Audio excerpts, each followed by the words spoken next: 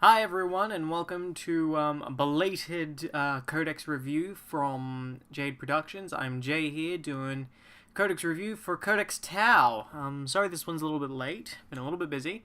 Tried to get T in since he is the T'au player, and I'm fairly new to them. I've been learning them, been looking because I'm trying to get into them to play them. He's the one that owns a T'au army. He's the one that is a T'au player and has been since I think well and truly 3rd or 4th edition. Sadly, he couldn't be here with me to do this review, so I've borrowed his codex and he's given me some cliff notes on his thoughts and opinions and the stuff he thinks about the codex. And we had a very long discussion about it, so I'll incorporate his decision. So this isn't from a perspective of just a complete noob. I do have his opinions as well, so this should be fairly balanced, because T did admit he's actually very angry with this codex. As I imagine a lot of older T'au players are. I've seen that reaction a lot on the internet, and a lot of negative reaction to this codex in general. So this should be a fairly balanced review, because while T is fairly negative about this codex, I think, well, I have no reason to be negative, I have no reason not to be. First little disclaimer about this codex, just in terms of the story and the fluff, as we call it amongst the community. The fluff in this codex is amazing. I love it. And for anyone who particularly dislikes the T'au and where they fit in the universe in terms of 40k, I highly suggest you read through the stuff in this codex, because I really enjoyed it. Because one, I used to hate T'au. I used to hate their fluff, and I used to hate playing against them, because in 7th edition, their fluff felt very shoehorned, and it was very overpowering, and, the T'au never lost a fight in their own fluff, and they were the most OP ridiculous thing in 6th and 7th edition, when they got their update, which we can attribute to Riptides. And one of the things when I read this book, and I read the fluff section, is they feel more complete. They feel like they belong in the 40k universe, and that they feel more fleshed out. And I don't hate them. I don't hate where they are in terms of power, and I don't hate their fluff anymore in terms of where they were in power and how they were before. So just putting that out there. The story in this codex is fantastic. Everything that happens after Damocles' Crusade is great. I absolutely love it. But you are all here for T'au rules and review on that, as well as Tactica and stuff. So, we'll jump straight into it. Couple of rules I have to go through very quickly is accompanying drones. Now, there's been some clarification on this. Many T'au Empire datasheets allow units to be accompanied by drones. In such instances, unless stated otherwise, all war gear options only apply to the unit that is being accompanied by the drones and not the drones themselves.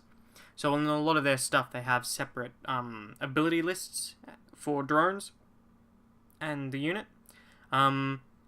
Tactical drones accompany units, use their own data sheets, while profile, war gear, and abilities and keywords for other types of drones can be found on their parent unit's data sheet. And when these things separate, they become their own unit. Now, that is something a lot of T'au players are not happy with, but I personally don't see it. The drones are something you kind of expend with the T'au, I've gathered. Now, they have their greater good ability still, which lets friendly T'au Sept units within 6 inches of each other overwatch as if they were the target for the charge. But a unit that does fire overwatch this way can't fire overwatch again in the turn, where normally you could continuously overwatch until you get charged. This way, if you choose to have a unit within 6 inches overwatch with them, they can only fire that one overwatch, which, is a bit of a gambit. And also, a little trickiness that I learned playing against T'au is that because it says overwatch as if they were also targeted, it means if you choose to overwatch with that unit, and the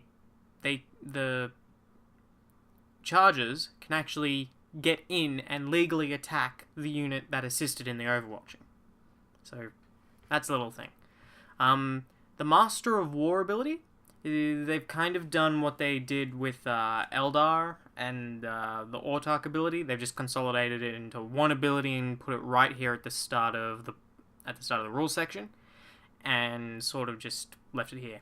So once per battle, a single commander from your army can either declare Kauyon, I'm debating how you pronounce that, Kauyon, I'm going to go with, or Monkar. Kauyon, at the end of the turn, until the end of the turn, it lets you re-roll all failed hit rolls for friendly sept units within 6 inches of a commander. I would say that this is actually a fantastic ability. It does stipulate, but the units that are benefiting from it cannot move for any reason. I think this is a great ability, because T'au are hitting on 4s the vast majority of the time, and if you have a commander anchoring a gun line, or just anchoring any sort of big blob of stuff, especially something like broadsides and tanks, I think it's a good way to turn your commander into a really big buffer for your really big troops out there, but it does mean you have to pull your commander away. I personally think it's best on a Cold Star, who can move around very quickly. And then you've got Monkar. Friendly sept units within 6 inches of the commander can both advance and shoot as if they hadn't moved this turn. That's super great, because that means you can shoot. That means you can advance and shoot your heavy weapons as if you hadn't even moved. So that's fantastic. That's really fast moving. It sadly doesn't benefit a lot of as T discussed with me, it doesn't benefit a lot of battle suits, since a lot of battle suits are either rapid fire or assault weapons. Certainly benefits suits loaded with assault weapons. But these two abilities really help with heavy weapons of the T'au, and yeah. Unless stated otherwise, you can only use the Master of War ability once per battle, irrespective of how many models in your army have the ability. So you can only do Kauyon once, and you can only do Monkar once per battle. So, jumping straight into the units, the first one in the book is Commander Shadowsun. Shadowsun has actually had 0 changes from the index version. 0 changes at all. There is the little thing that they've cleared up here in shield drones, is that how shield drones work. A shield drone has a 3+ invulnerable save. In addition, you roll a d6 each time a drone with this ability loses a wound. On a 5+, that drone does not lose a wound. Now this combos well with Savior Protocols, and how I was talking about you spend your drones. Savior Protocols has had a clarification on how it works. If a sept infantry or sept battlesuit unit within 3 inches of friendly drone units, within 3 inches of a friendly sept drone unit, is wounded by an enemy attack, roll a d6. On a 2+, you can allocate that wound to the drone instead of the target. If you do so, that drone unit suffers a mortal wound instead of the normal damage. Now, what's great about this is the clarification with this shows that you're going to be spending your drones when you use Savior Protocols. You're going to be spending it like you'll only use your shield drones against big attacks that do lots of damage. That way you can completely bypass the chances of them doing that massive d6 or 3 damage, or minimum 3 to 6 damage, all the large damage types that would, pulverize or near kill your commander, or whatever, or your crisis suit, and instead, it's just 1 mortal wound with a 33% chance of ignoring on your drone. So you spend your drones to just protect your valuable battle suits and infantry from big attacks, and you spend them in that way while you let the rest of your guys sort of take it with their armor saves, because like Commander Shadowsun, she has a 3-up armor save, so let her take the smaller stuff, let her the small arms fire, and use the shield drones and the other drones to protect. There is a thing here. Shadowsun does have the T'au sept sept keyword. So yeah. Commander Shadow Sun has had 0 changes from the index version. I'm only really going to cover changes and things that, need to be addressed. Shadow Sun herself is a pretty good commander. She has... Shadow Sun is equipped with 2 Fusion Blasters. I'm just going to cover them all. Shadow Sun is a single model equipped with 2 Fusion Blasters. She may be accompanied by up to 3 command drones. Up to 1 MV26 command link drone, which lets drone units within... if a friendly command link drone is within 3 inches of Shadow Sun at the start of your shooting phase, nominate a single friendly T'au unit within 12 inches of the drone. Reroll hit rolls of 1 for that unit until the end of the phase. So, technically, you can give her a little reroll bubble, which is good-ish, I guess. Just says T'au Empire unit. Nominate a T'au Empire unit. It rerolls hit rolls of 1. So, command link drone, you can give her one of those. You can give her up to 2 shield drones, which I've already stated what they do. And only one, of course, Shadow Sun is a character. So, the Fusion Blasters are Melter Guns, 18-inch, Assault 1, Strength 8, AP -4, D6 damage, 2d6, discard the lowest if you're in half range. For Greater Good, Master of War, Genius of Kauyon. Shadow Sun can declare Kauyon even if Kauyon or Mont'ka has already been declared. Mont'ka and Kauyon cannot be declared at the same time. So she can do Kauyon twice. She has a 5-up invulnerable save. You've got opponents have -1 to hit her or her accompanying drones.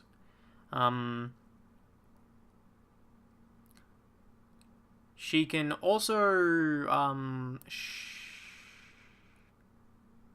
in the same way that Shadow Sun has Savior Protocols to shut off, big damage attacks to drones, she can also do the same thing with nearby friendly stealth battlesuits, which is pretty cool as well, which makes her pretty survivable. She can keep shelling off these wounds, and on top of that, she's an infiltrator, so you can... During deployment, Commander Shadow Sun can accompanying drones can be set up anywhere on the battlefield that is not within yet. So she's very good for leading stealth suits and very good for because she's reasonably fast with 8-inch movement, 2-up ballistic skill, strength toughness 4 is irrelevant, 5 wounds, 3-up armor save, and leadership 9. She's a very good tank hunter with those 2 fusion blasters, and you can accompany her with other stealth battle suits for similar purposes. So she's a great little commander, and she's relatively cheap in terms of characters. She's a little bit more expensive than Commander Farsight in terms of power. I will have to recheck on the points. Commander Farsight is the same as he was before. He's had one minor change. So, Commander Farsight, he's a movement 8, weapon skill, ballistic skill 2+, strength 5, toughness 5, 6 wounds, 4 attacks, leadership 9, 3+. He's the odd duck out with the close combat attacks. He's a single model equipped with a high-intensity plasma rifle and a Dawn Blade. Now, the high-intensity plasma rifle is a 30-inch range, rapid fire 1, strength 6, AP -4, 2 damage. Okay. Not bad. He has the Dawn Blade, melee weapon, strength +3. So 5, 6, 7, 8. So hitting at strength 8, that's pretty good. Wounding most things on 3s or 4s. AP -4, so anything short of a 2-up save is gone the way of the dodo, and they'll be relying on an invul save. And D3 damage. That's okay. 4 attacks is okay. He's got Greater Good, Master of War, Genius of Mont'ka, so this is the same thing as Shadow Sun's. He can declare Mont'ka, or if one of the 2 has already been... so he gets a second use out of Master of War. He's He's got Way of the Shortblade. You can reroll hit rolls of 1 for friendly Farsight Enclave units within 6 inches of Commander Farsight in the fight phase or any phase if the target is an Orc. So, if you're playing Orcs and you hate Orcs, just reroll everything within 6 inches. He basically becomes a Space Marine Chapter Master when fighting Orcs. It's pretty good. Against anything else, typically his reroll hit rolls of 1 in the fight phase is probably only going to affect him, which means he's hitting on 2, he's rerolling 1. So that's pretty decent. He's got a pretty decent melee stat line there. You can Manta Strike him, which is you can set him up, you can hold him back and then set him up on the battlefield at the end of any of your movement phases, 9 inches away from enemy models. And then he has a 4+ invulnerable save, because he has a shield generator. He's got Farsight Enclaves, obviously, so he's got that for his Sept. And of course he does have Fly. Most things in this have Fly. So, Commanders. Commanders have had a change. You have XV8 Commanders. You have XV85 Enforcer Commanders. You have XV86 Cold Star Commanders. So, the XV8 Crisis Battlesuit Commander is the same as he's always been. He's got Manta Strike for the greater good, and he's got Master of War. He comes default with a burst cannon and a missile pod. The burst cannon, still the same old 18-inch, Assault 4, Strength 5, AP 0, 1 damage. Missile pod 36, Assault 2, Strength 7, AP -1, D3 damage. Yeah, bit of an awkward spot there. This model may replace its burst cannon and missile pod with 2 items from the ranged weapons and or support systems list. So that's everything from fragmentation launchers, flamers, plasma guns, smart missiles, ion something. Damn it. I've forgotten. What's it called? Sislic Ion Blaster, that's it. Fusion blasters, missile pods, and yeah, that was it. And the support systems are the advanced targeting system, the counter-fire defense system, the drone controller, the early warning override, the multi-tracker, the shield generator, the target lock, and the velocity tracker. I'll cover more what those do when we get to that section of the book. So, the commander in battlesuit, he can do all that. He can take 2, he can replace his burst cannon missile pod with 2 options from that list, and then he can take 2 additional items from both of those lists. You can pay to give him Iridium Armor, which increases his save to a 2+. So he's movement 8, weapon skill 3+, ballistic skill 2+, strength 5, toughness 5, 5 wounds, 4 attacks, leadership 9, 3+ save. It's a pretty solid stat line. You've got the Commander in Enforcer Battlesuit. So the Commander Enforcer Battlesuit is the same thing, except he cannot take the Iridium Armor, but he has an extra wound, so 6 wounds instead of 5. Commander in Cold Star Battlesuit has actually had a very important change to the unit, which is going to make them very, very popular. Coming now in T'au lists, I can tell you now, because it's basically an Enforcer Battlesuit, so he's got the 6 wounds, the same commander stat line, but it's got a 20-inch move. And it comes equipped with the same thing, and it can be accompanied by up to 2 tactical drones. Funnily enough, I can't actually see here... Yeah, neither. It's the only commander that can actually be accompanied by tactical drones, according to what I'm reading here. It's the only one that actually has an option.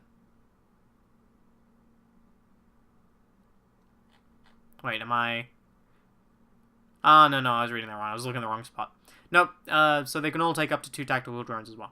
Anyway, so he has a special high output burst cannon, which is Assault 8 instead of Assault 4. And of course, he's got the missile pod.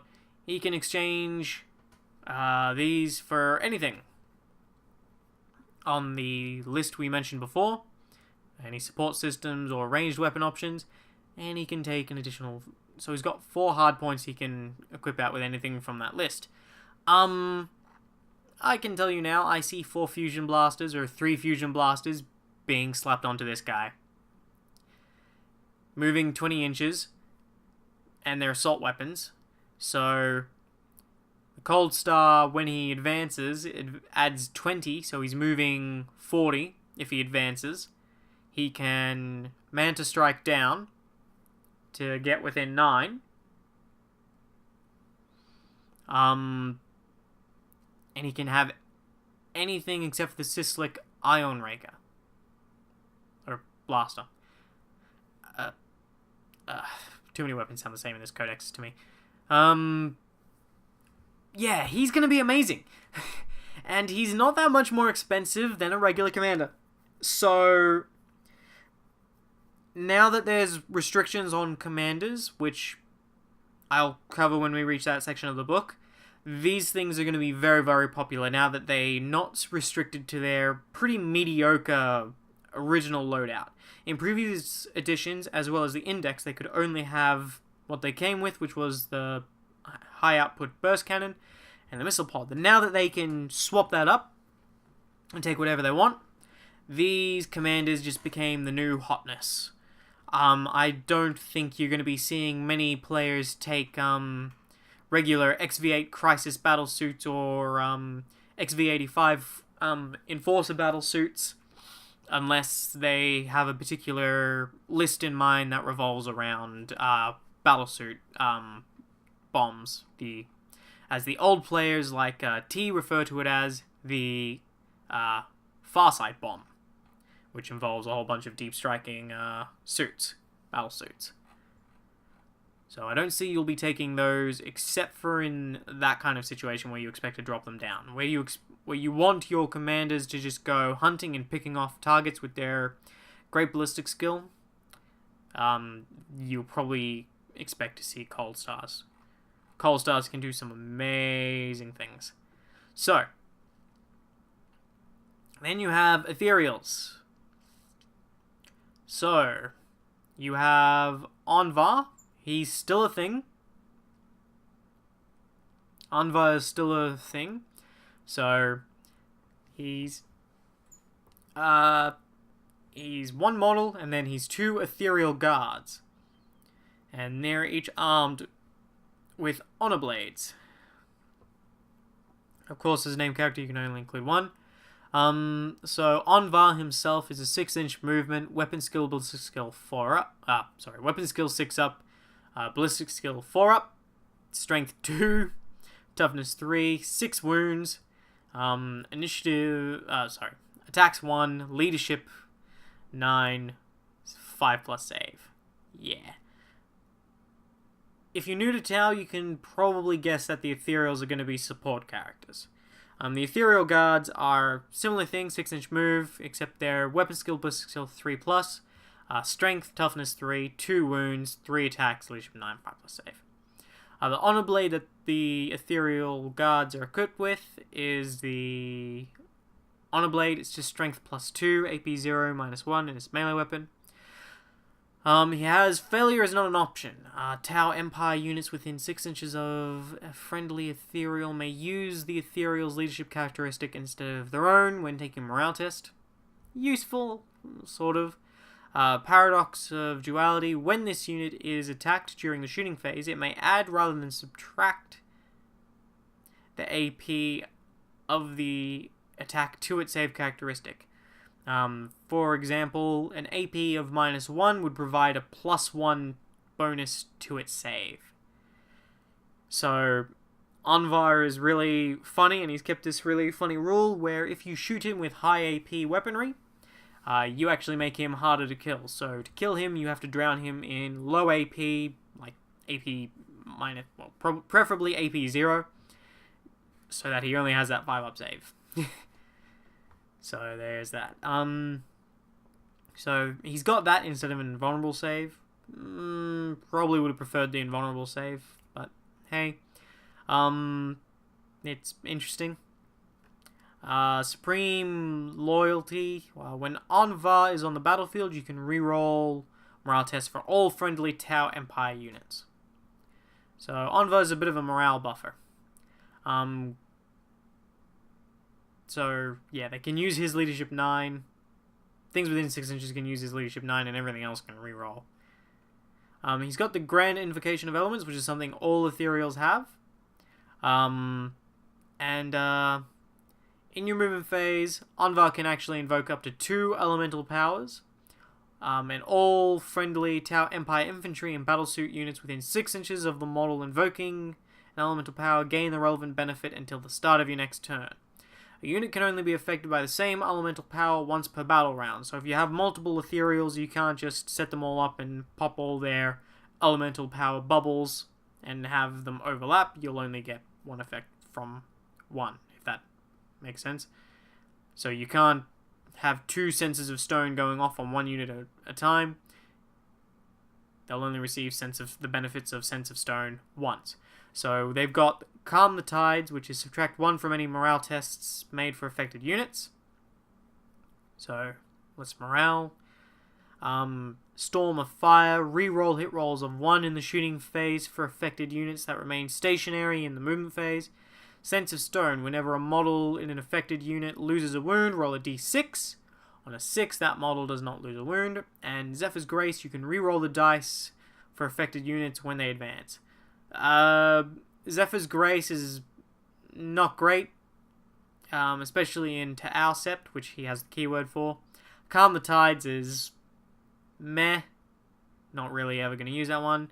So when he can invoke 2 of these, you're going to be using Storm of Fire and Sense of Stone. Mostly Storm of Fire to save on Markalites, and Sense of Stone to add durability to the gun line you've probably built around him. Onshi,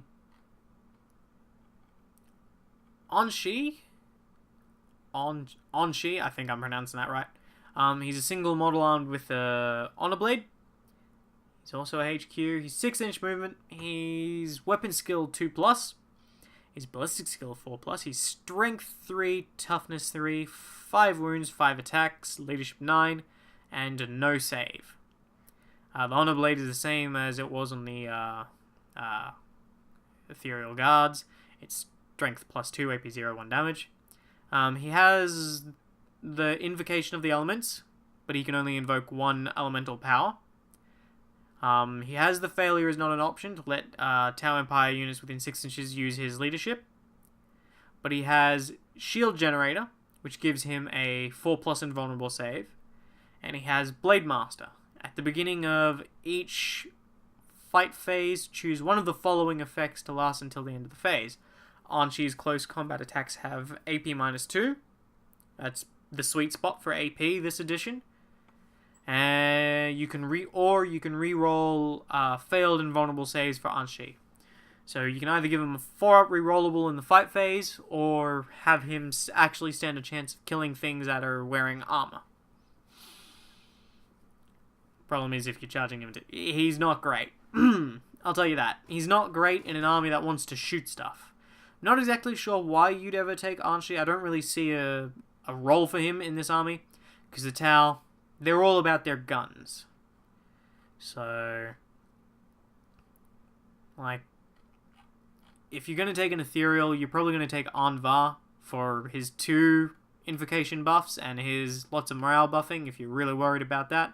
Or just a regular Ethereal, which, a regular Ethereal is movement 6, weapon skill 3+, ballistic skill 4+, strength toughness 3, 4 wounds, 3 attacks, leadership 9, 5+. He can be accompanied by 2 tactical drones. And he's armed with an Honor Blade, which we all know what Honor Blades do by now. He can exchange his Honor Blade for Equalizers. These are strength user melee weapons that are AP -1. and 1 damage, but a model equipped with them increases its attacks characteristic by 1, so it gets 4 attacks. Meh. I see no reason to ever spend the points on taking the equalizers. Just stick with the Honor Blade. This model may take a hover drone, increase its move characteristic to 8, and giving it the jetpack and fly keywords. Maybe. I'm not entirely sold on ethereals in general in terms of this army. When I've been studying very much how to do them, how to play T'au, and I've got a practice game lined up against T where I'll be playing them. I've written out some lists. I don't feel ethereal really have a place in the army beyond the buffs. He has the failure is not an option, and he has the invocation of the elements where he invokes 1 element. Ethereals are kind of good for buffing your gun line, but T'au and gun lines have a mixed relationship. Sometimes they work, sometimes they don't. Cadre of Fireblades. Welcome T'au players to your new best friend. Now that Commander battle suits are limited to 1 per detachment, Cadre of Fireblades are probably going to be your best friend over the Ethereal. Why? Because the Cadre of Fireblade is cheap. It's got a 6-inch move, its weapon skill 3+, it's got a ballistic skill of 2+, that's the important part. It's got a regular stat line, strength toughness 3, 5 wounds, 3 attacks, leadership 8, 4+ save. And it's equipped with a marker light, a pulse rifle, and photon grenades, and can be accompanied by 2 tactical drones. It's a marker light.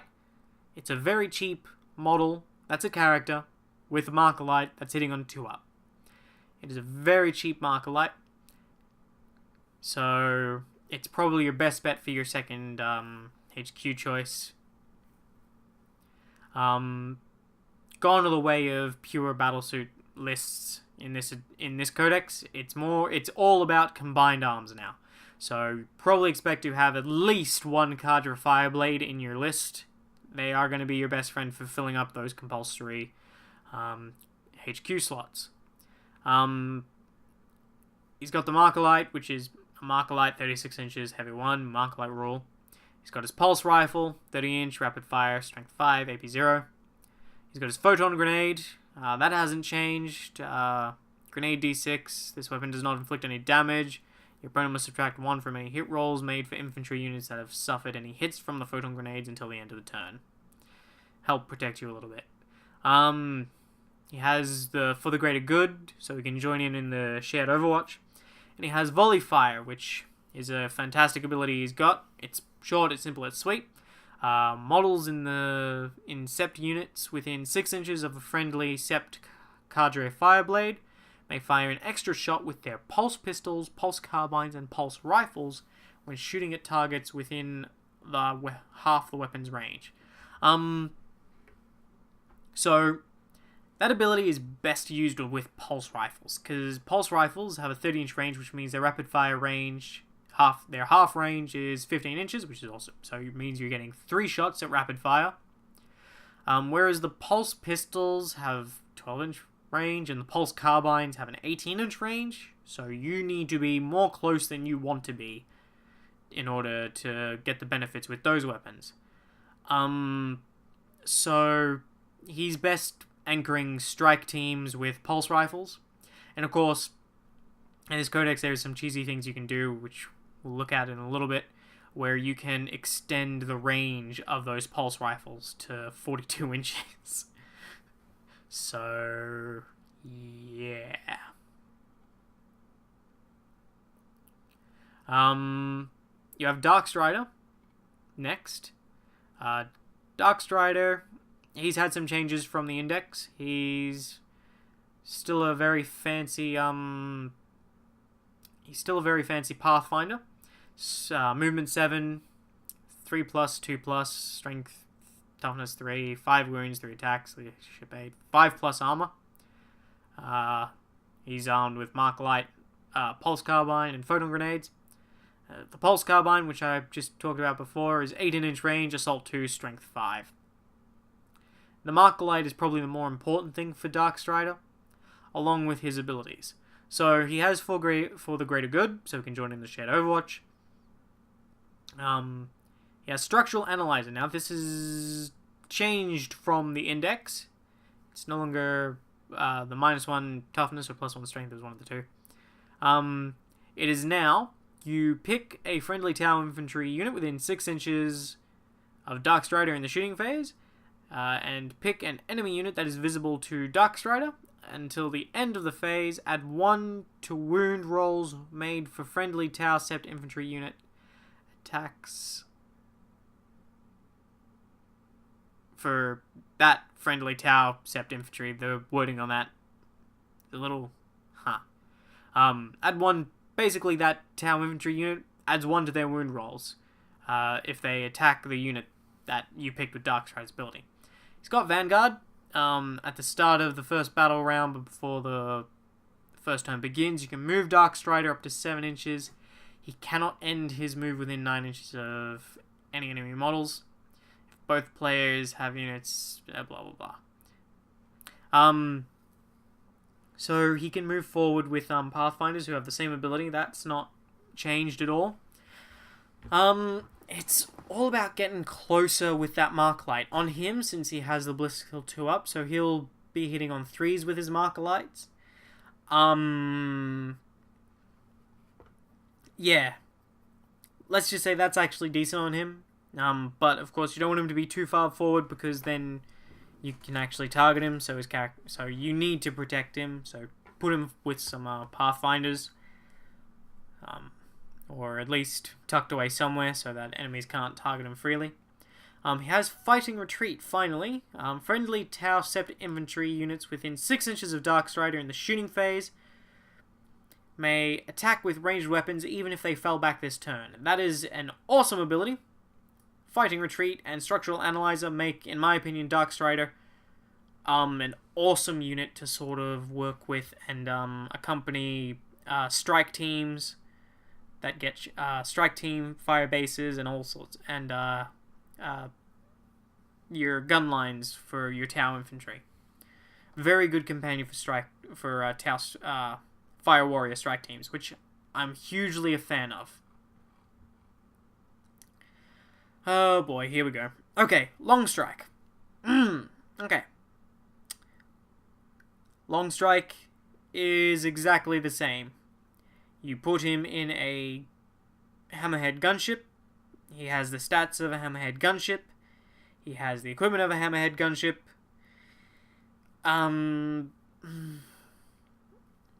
He has... So, the gunship, you know, it's got its 13 wounds. It degrades. So... It's got a movement at 12, a ballistical of 2 up, and a 3 attacks at full health. And then that drops down to 6, and then 3 up, and then D3 attacks, and then almost dead is 3-inch movement, hitting on 4 ups, 1 attack. He's got strength 6, toughness 7, 13 wounds, leadership 8, 3+ save. He's got gun drones, which are movement 8, 5 up for weapon skill, ballistic skill. Strength 3, toughness 4, 1 wound, 1 attack, leadership 6, 4 up save. He's accompanied by 2 of these gun drones. He's equipped with a railgun on his tank, and his drones are equipped with 2 pulse carbines, and you can only have 1 of him. So the railgun that he's got on his tank by default has 2 profiles. The solid shot, which is 72 inches, heavy 1, strength 10, AP -4, d6 damage. Each time you make a wound roll of 6+ for this weapon, the target unit suffers d3 mortal wounds, in addition to the normal damage. At 1 shot, hitting on 2+, probably rerolling a 1, since you're going to be doing that a lot in this army. That's probably the best way to use a Hammerhead gunship, sadly. We'll discuss the disappointment that is Hammerhead gunships in a little bit. Submunitions is the second profile, 72 inches, heavy d6, strength 6, AP -1, 1 damage. Oh boy. Okay, so they haven't changed the railgun at all. the railgun is still very disappointing. Especially the solid shot, because it's one shot. It is just one shot. It's a little better on long strike. He's pretty much your only chance to actually have it hit with a gunship. And of course, because it's a heavy weapon on a mobile platform, you know, it's got all the same issues as things like Eldar and Imperial Guard tanks, but it hasn't had any of the fixes that those factions had applied to them. So where they got the ability to shoot twice with their tanks if they didn't move or moved half of their movement, this has stayed the same. So it's unreliable on anyone else that isn't on any other gunships that aren't piloted by long strike. You can replace it with an ion cannon. Ion cannon is probably the armament you're going to have on regular hammerhead gunships from now on. And ion weapons in general have been changed. So it's got its standard profile, which is 60 inches, heavy 3, strength 7, AP minus 2, 2 damage. It's not bad. It's pretty good, actually. Overcharge. If you overcharge it, it's 60 inches, heavy D6, strength 8, AP minus 2, 3 damage. If you roll one or more hit rolls of 1, the bearer suffers a mortal wound after all of his weapon shots have been resolved. So ion weapons have had a change in that. If you roll a whole bunch of 1s with them, you're only going to suffer 1 mortal wound. So they're not as punishing as plasma weapons on Imperial factions. Long Strike's gunship may take up to 2 Seeker missiles. So some people I've spoken to are a little divided on this. T was initially a little annoyed that they changed Seeker missiles. I then convinced him that the changes to Seeker missiles are much better. I believe they're so much better.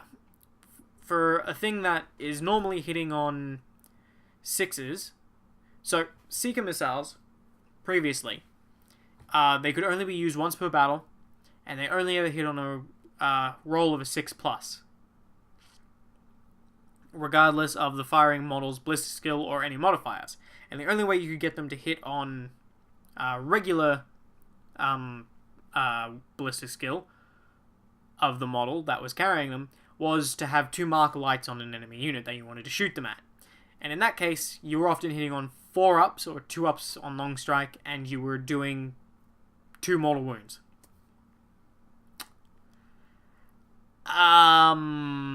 For what is 2 mortal wounds for what is essentially supposed to be a heat-seeking missile is a little shit. In my opinion, they could have made it, it should have been either D3 or D6 mortal wounds.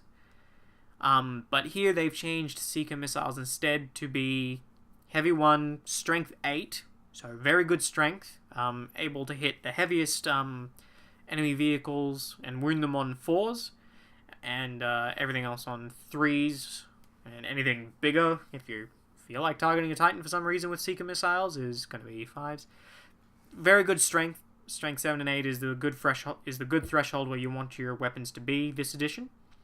It's AP minus 2, so it's in that AP minus sweet spot where they've probably got a 5-up save or their invul save, and it's D6 damage. Yes, it's not. It's not a guaranteed wound, but it is the potential for much more damage, which makes them actually, feel like actual missiles and actually behave like everyone else's missiles. So these are now actually very fancy, weird Space Marine and Eldar missiles now. So they're actually missiles like everyone else's, which in my opinion is good, because I'm a huge fan of the missiles in the Imperium factions, and these now work like them. I see Seeker missiles being used a lot more in this faction.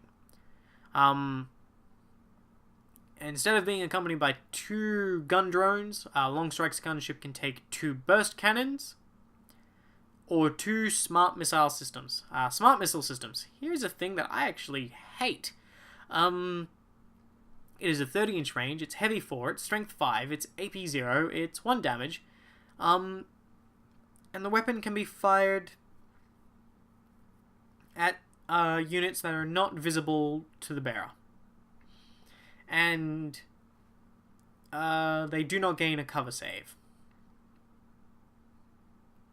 I think it's a really trash weapon for its points cost.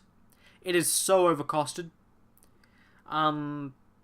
The smart missile system is overcosted, I think, especially on a tank. My opinion, smart missile systems, you only really want them on battle suits. Now he's got for the greater good, so he can join in the Overwatch. He's got attached drones, which means the drones are set up as part of his unit, and then they can attach later in the game. They basically count as being embarked, as if they were a transport. Then they become their own unit once they leave him. He's got tank ace, so you can add 1 to wound rolls for Long Strike's gunship when it shoots at a vehicle or a monster. That is pretty fantastic when you combine it with the solid shot, which he has the best chance of using with his Ballistic Skill 2 up. If he doesn't move, he's hitting on 2 ups, probably rerolling 1 for a Marker Light. And then he's probably wounding on 3s, and if he's shooting a vehicle or monster, he's wounding on 2s instead, with AP -4 and D6 damage. So, it's still only 1 shot, rather unfortunately. But that also applies to Seeker missiles. So, hey, give him 2 Seeker missiles and that. It makes the ion cannon actually a very deadly choice for him as well. Makes the ion cannon able to take on able to wound toughness 8 enemy vehicles and monsters on 4s, and things that are toughness 7 and below on 3s, so that's pretty good. So tank ace is great with both of his main weapon options. He has hover tank, which means you're measuring from the gunship's hull instead of its base. He has the XVO2 battlesuit. Long Strike gunship treats the number of Marker Light counters on an enemy unit affected by Marker Light's ability as being 1 higher. So if he shoots at an enemy and it's got a Marker Light counter, it counts as having an extra Marker Light counter, which means you only need 1 Marker Light counter on an enemy, and all of a sudden you can shoot those 2 Seeker missiles he can equip with his 2-up Ballistic Skill, or 3-up Ballistic Skill if he moved. So that's nice. He explodes. He's reduced to 0 wounds, roll a d6 before he leaves the battlefield, and before any embark models disembark. On a 6, it explodes, and each unit within 6 inches suffers d3 mortal wounds. Firecast Exemplar. This is what makes your Hammerhead gunships useful, and you'll never take Hammerhead gunships without taking Long Strike to support them. And you add 1 to hit rolls in the shooting phase for friendly T'au Sept Hammerhead gunships within 6 inches of Long Strike. Again, the railgun, is not a bad weapon on the regular gunships, since they have Ballistic Skill 3 up, and with him they'll go to a 2 up, and if they move, -1. But irrespective, it's still only 1 shot. It's 1 powerful shot, but it's still only 1 shot. The ion cannon is probably the better choice. And since it's really easy to reroll 1s with the T'au, overcharging it isn't really a problem. So I still think, yeah, without Long Strike, your Hammerhead gunships are I wouldn't take them without long strike, basically. I think they're a little bit, crap. So, yeah. He's got his drone rules here. Savior protocols for his drones, so on and so forth, but he can't use them. He's not infantry or battlesuit.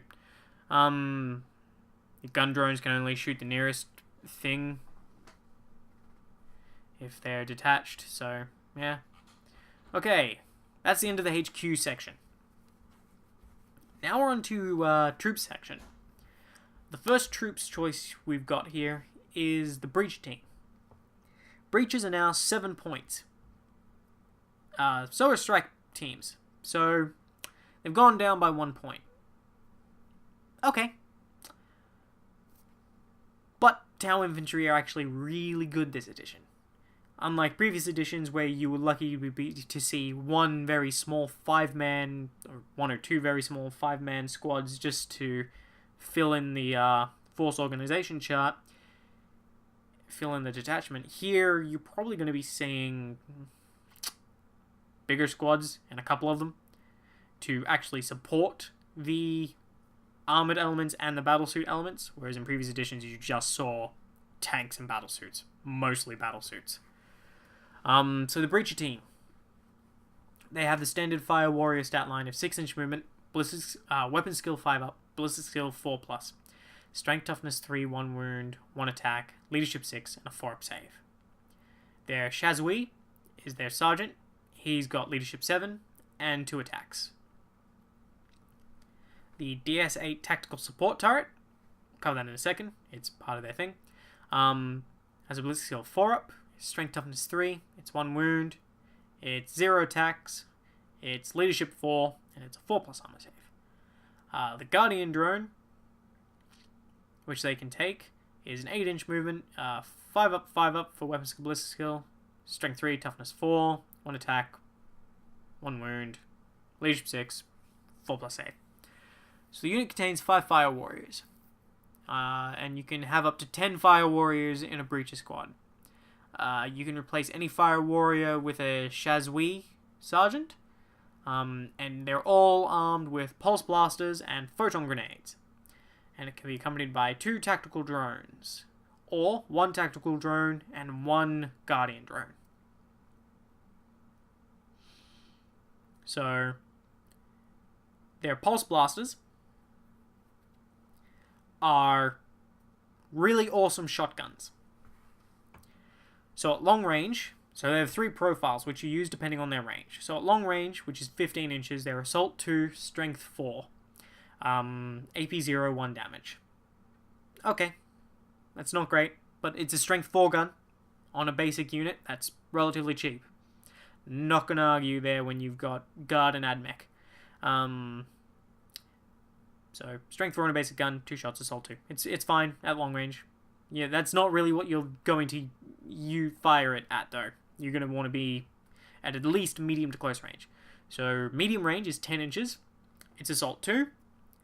Still, it becomes Strength 5, AP -1, 1 damage. And then if you reach close range, 5 inches, you're going to Strength 6, AP -2. At Strength 6, AP -2, that's when you're going to start shredding power armor. That's when you're going to start shredding Marines. The trick with Breacher teams is you've got to get close enough. So, this is the only unit that wants to be closer to your enemies in the T'au army. And it's the only guys that want to be well and truly within charging range. So,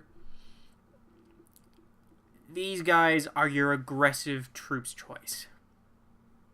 They're designed to get right up into the enemy face. So they're assault weapons, so you're going to be advancing them very quickly, and you're probably going to find the best strategy with breaches is to pair them up with the Devilfish, and do what the old schooly players call Fish of Fury.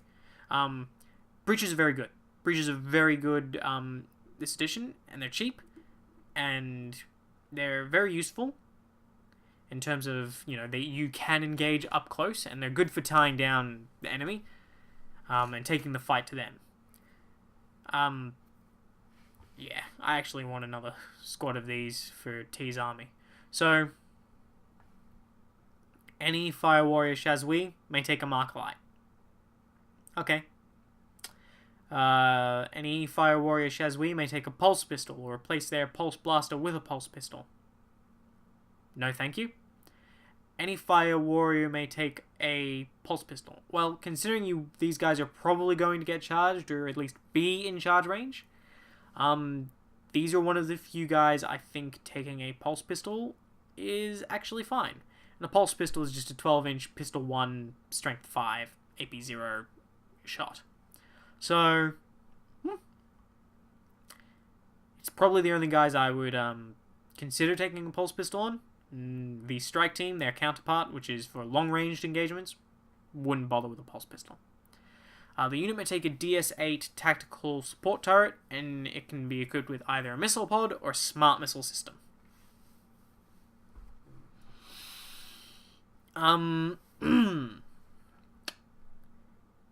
Wouldn't give them the DS-8 tactical support turret. I would not give that to the Breaches team. That's something I would give to their counterparts, the Strike team. So the smart missile system, the 30-inch heavy force, strength 5, can fire things that are not visible, or the missile pod, which is 36 inches, assault 2, which is irrelevant. It's not going to be moving on the DS-8 tactical. It's strength 7, AP -1, D3 damage. So, yeah, not going to give that to a unit that I actually want moving because of how the DS-8 actually works. So they have the enhanced Overwatch for the greater good. They have the Bonding Knife Ritual. If you roll a 6 when taking a morale test for this unit, the test is automatically passed. Okay. Extra morale resistance there. Which, admittedly, these guys are going to be taking heavy losses. The DS-8 Tactical Support Turret. Okay. So, tactical support turrets are not set up when the unit is set up. Instead, once per game, at the end of any of your movement phases, you can set up the tactical support turret within coherency of its unit and more than 2 inches away from an enemy model. The turret cannot move for any reason, not something you want on Breaches, who are all about moving forward and taking the fight to the enemy. And it is destroyed if the Breacher team moves out of unit coherency with it. Again, you don't want that. Sure, the turret is 0 points, but its weapons that you're putting on it are actually kind of overcosted. So, no. Don't want that. The destruction of the turret is ignored for the purposes of morale tests. And then, of course, they have all the usual drone rules for the drones that accompany them. That's Breaches. Now we have Strike Teams. Strike Teams are exactly the same. Profile, stats, everything. Except they have an option between the Pulse Rifle, which is 30 inches, Rapid Fire 1, Strength 5, AP 0, or the Pulse Carbine, 18 inches, Assault 2, Strength 5. Pulse Carbine, obviously, for up-close engagements, taking a fight to the enemy, or Pulse Fire or the Pulse Rifle for more distance engagements. On a Strike Team, Pulse Rifle is the better bet. The Pulse Carbine, no. Leave the aggressive infantry fighting to the Breacher team. It's got 3 extra inches of range. Leave it to them. Leave it to the Breaches. Stick your Breaches in a transport and leave the close fighting to them. Use your Strike Teams to back them up and pick off guys from a distance. They have all the same stuff. They can take the pistols. They can take the turret as well. On a Strike Team, I would say that getting the DS-8 turret is probably better for the Strike Team. There, depending on how you're playing and what you're doing, you probably won't have to move the Strike Team as much. There is one difference with the Strike Team, and that they can actually have up to 12 models in a unit at max, instead of 10. Strike Teams, properly supported, can pump out a lot of Daka.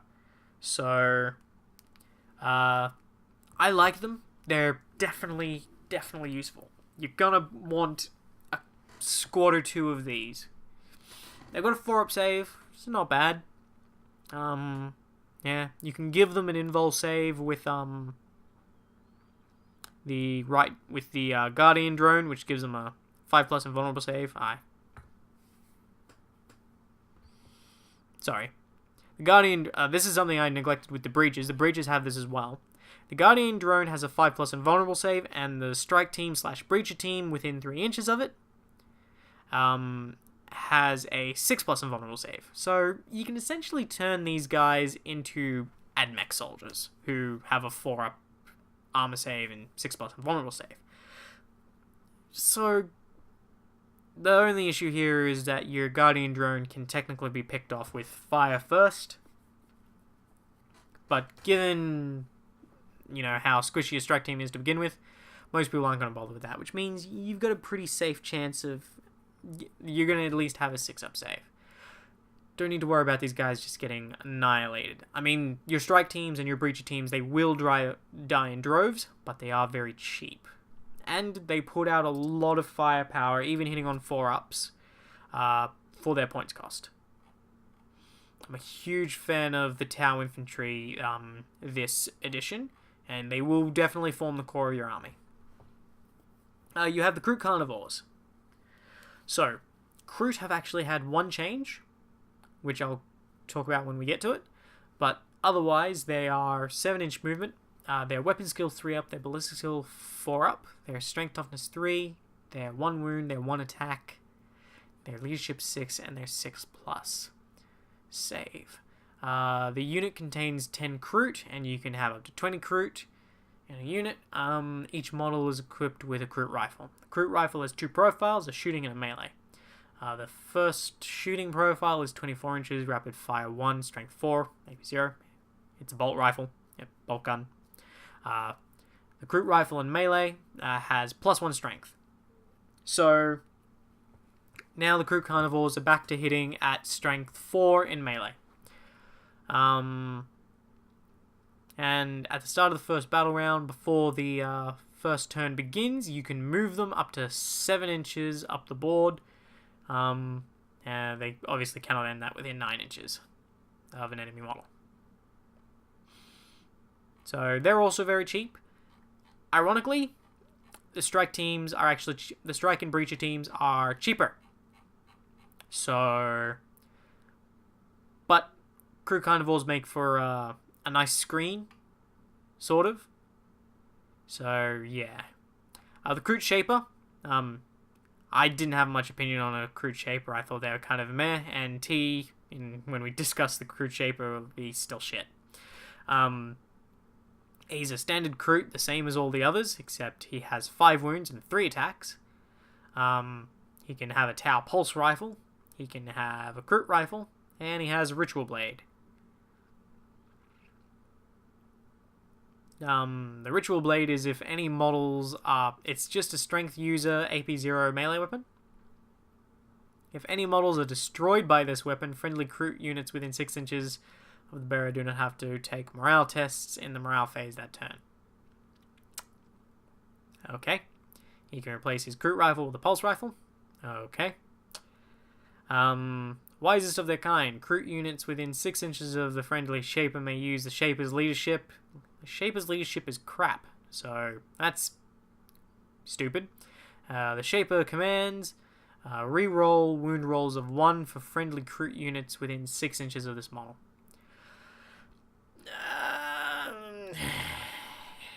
He's cheap. He's an elite's choice. Oh wow, we've actually moved into the elites.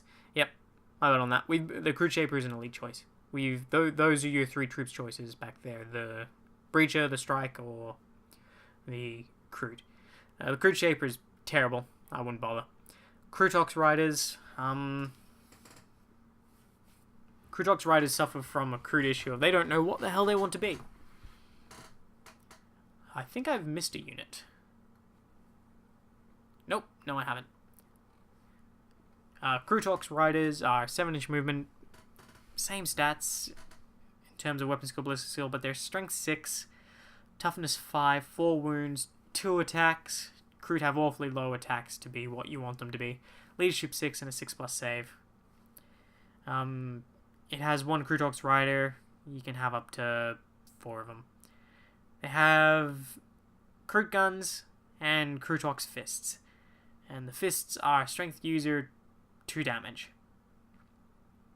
The Cruit Guns on the Crutox are 48 inches, Rapid Fire 1, Strength 7, AP -1, D3 damage. They're not actually that bad. I think the Crutox Riders aren't that bad, and they're probably... They'd be worth more. They're cheap. They'd be worth more than the Cruit Carnivores, but the Cruit Carnivores, you can take them in numbers and use them as, spam and cheap roadblocks. Because the Crutox Riders, they don't have the numbers or the save to do that. So the Crutox Riders are fine. They're not really suited for the tactics of the T'au, funnily enough. Okay, Elite's choices, the ones that really matter. Because, Cruit, in my opinion, don't really matter in terms of T'au Codex. They're there. They've got their use, but they're not fantastic. Alright. My personal favorite unit. XV-25 Stealth Battlesuit. The XV-25 Stealth Battlesuit is 8 inches movement. Weapon skill 5+, ballistic skill 4+, strength, toughness 4, solid, 2 wounds apiece, solid, 2 attacks, leadership 7, 3+ save. They have the general stat line of a Primaris Marine, a little worse weapon skill, very much bad weapon skill, but faster movement. And they're pretty good. Your unit contains up to 3 stealth Shazus. You can have up to 6 of them in a squad. You can make one of them a Shazvray, which is their sergeant, who just has extra leadership and an extra attack. So 3 attacks, leadership 8. Attacks don't matter for T'au. If you're there, you need to get out. Burst cannon. They're all equipped with a burst cannon and may be accompanied by up to 2 tactical drones. So at base, it's 3 burst cannons to a squad. So that's 12 shots at 18 inches. Strength 5, AP 0. 4 shots each. Any model may take a single item from the support systems list. That's really interesting. I haven't really looked at the support systems and what they can do for stealth battle suits. I'll have to keep that in mind. I imagine there might be some really wicked combos. I know the first one that springs to my mind is to make those burst cannons AP -1, so that you can really mow down enemy light infantry in numbers. Because that's going to be... yeah. That's the first thing that springs to mind. One model may replace its burst cannon with a fusion blast. If the unit numbers... one model may replace its burst cannon with a fusion blaster. If the unit numbers 6 models, one additional model may do so. So if you've got a full squad, you can have up to 2 fusion blasters, which is the same as Shadow Suns. The Shazvray, the sergeant, may take a marker light and target lock, and the unit may take a homing beacon. So, their abilities. They have for the greater good, so they have the enhanced Overwatch. They have camouflage fields, so your opponent must subtract 1 from hit rolls for attacks that target this unit. That's all hit rolls. So that makes them -1 to hit is better than armor saves any day of the week. So, well, most of the time, it's going to help keep these stealth suits alive. Certainly going to make them so. It's going to help keep them alive. They have the bonding knife ritual. They have infiltrators. During deployment, you can set them up anywhere on the battlefield that's not within your opponent's deployment zone and more than 12 inches away from an enemy unit. So they're going to be deployed further away and not inside of the enemy's zone, but you can still get them out of your deployment zone and they still move quickly. They have target lock. A model with target lock does not suffer the penalty to hit rolls for moving and firing heavy weapons or for advancing and firing assault weapons. This model can also advance and rapid fire. Weapons, but must subtract 1 from its hit rolls when it does so. Yeah. It only works on the sergeant. So it can work to make your sergeant's attacks with his burst cannon or his fusion blaster more accurate. Or when I say more accurate, I mean not less accurate, since he's not getting better than a 4-up ballistic skill unless you've got 5 marker lights on something. He probably doesn't want a marker light, or doesn't need one, unless you're desperate on marker lights. Homing beacon. A homing beacon may be used at the end of your movement phase by placing it within 1 inches of its unit. If there are any friendly homing beacons on the battlefield at the end of your movement phase, one of your sept units that has been set up in a manta hold can perform a low altitude drop instead of a manta strike. Set up the unit wholly within 6 inches of the homing beacon. The homing beacon then shorts out and is removed from the battlefield. Homing beacons are deactivated and removed from the battlefield if an enemy model ends its move within 9 inches of it. So you can use stealth battlesuits to set up really close range battlesuit drops. So they have that function. It's pretty cool. If you can get it to work, it's one of the best ways to make a Farsight bomb, as I discussed with T. And we'll talk a little bit about the Farsight bomb later. They're battle suits, they're infantry, they're jetpacks, and they have fly. So they're very durable in their keywords. They've got a lot of beneficial keywords there. They can be targeted by most of your abilities, and they can fall back and shoot. Alright. This is going to cause some arguments, because it caused some arguments when I discussed it with T. XV8 Crisis Battlesuits. They have had 0 points changes. Some of their weapons are a little overcosted. Some of them have been reduced greatly. Are they the be-all and end-all of what they were in 6th and 7th edition that made everyone who fight them want to throttle the T'au player? No. Are you going to be running entire lists of Crisis Battlesuits in 8th edition? You might if you're Farsight Enclaves, but even then you're still going to require something else. Are Crisis Battlesuits the ultimate be-all and end-all of T'au weaponry now? And, you know, are they the thing that is going to piss you off anymore? No. Are they as bad as what some people think they are? No. I don't think Crisis Battlesuits are that bad. I think they're okay. I think they are very expensive, but they are your mid-tier elite's choice counter, versatile counter to whatever you want them. You're paying for versatility and you're paying for durability for a unit that you're probably you used to be able to field a lot of. You can still field a lot of, but it's worth more than what, you know. These are T'au Space Marines, basically. These are T'au. These are your main line mid-level hitters. They're not going to be wiping the board with everything anymore. They will be coming down close range, if you want. They will be pumping out a lot of firepower if you gear them out right. They can eliminate targets.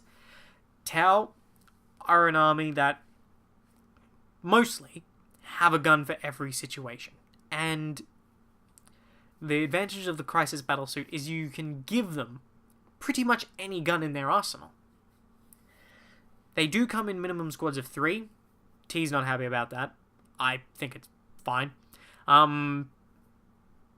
are 120 points base, but meh.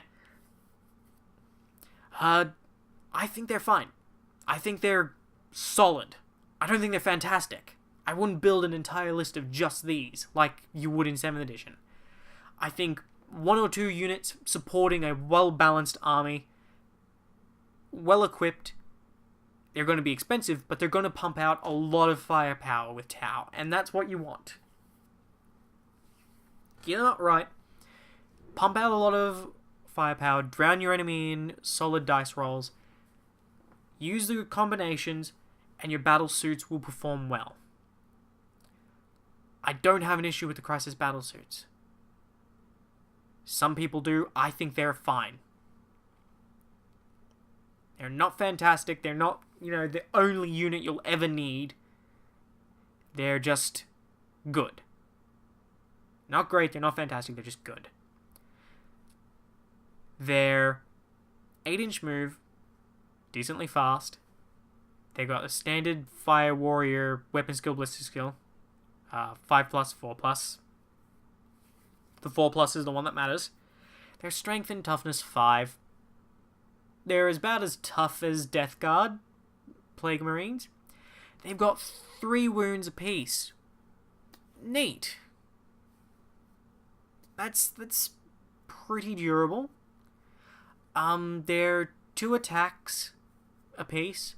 They're leadership 7, and they're a 3+ save. They're 1 wound short of. They are 1 wound short of being in a 3-man squad. They are 1 wound short of being the equivalent wound-wise and toughness-wise and armor-wise and durability-wise as that of Plague Marines, which are not bad units. Little overcosted, not bad units. Some people are very angry that there's no longer an upgrade to make them ballistic skill 3+. If you want that ballistic skill 3+, work for it. Don't just pay points. Work for it. Their sergeant, the Shaz Vray, he's got 3 attacks and leadership 8. You can have up to 9 in a squad. That's a big, expensive squad. My. Each model is equipped with a burst cannon and maybe accompanied by 2 tactical drones. That's a lot of drones you can get in this squad. Considering each battlesuit can have 2 of them accompanying them, that's a lot of drones you can get with this squad. So that's one way to use them. They're very good for getting lots of drones on. And as I explained before, you're spending drones. So that durability stuff that I just talked about, you can extend that shelf life with drones. You can expend your shield drones to protect these Crisis battle suits from the big things that would really hurt them, and let them just tank the firepower with their 3+ save from smaller light arms fire. And on top of that, they can take any sort of tactical drone, so there's some versatility in there as well. You can drop them down and have a whole bunch of gun drones just ready there to fire as well. Or you can surround them with shield drones, or you can do a mix. Probably want a mix. And you can even have some marker light drones to support them. I recommend dropping them with a drone controller, marker light drone accompanied commander in an XV-85. Why an XV-85? I just happen to own an XV-85. So that's what I would use. They can... Now I talked about their durable loadout. So any model may replace its burst cannon with up to 3 items from the ranged weapons and or support systems. Cool. For every 3 models in the unit, 1 model may take an XV-802 Crisis Iridium battlesuit, increasing the model's save characteristic to 2+. Probably use that on Sergeant.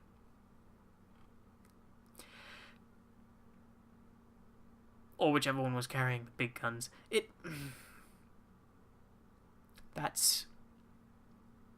up to 3 items.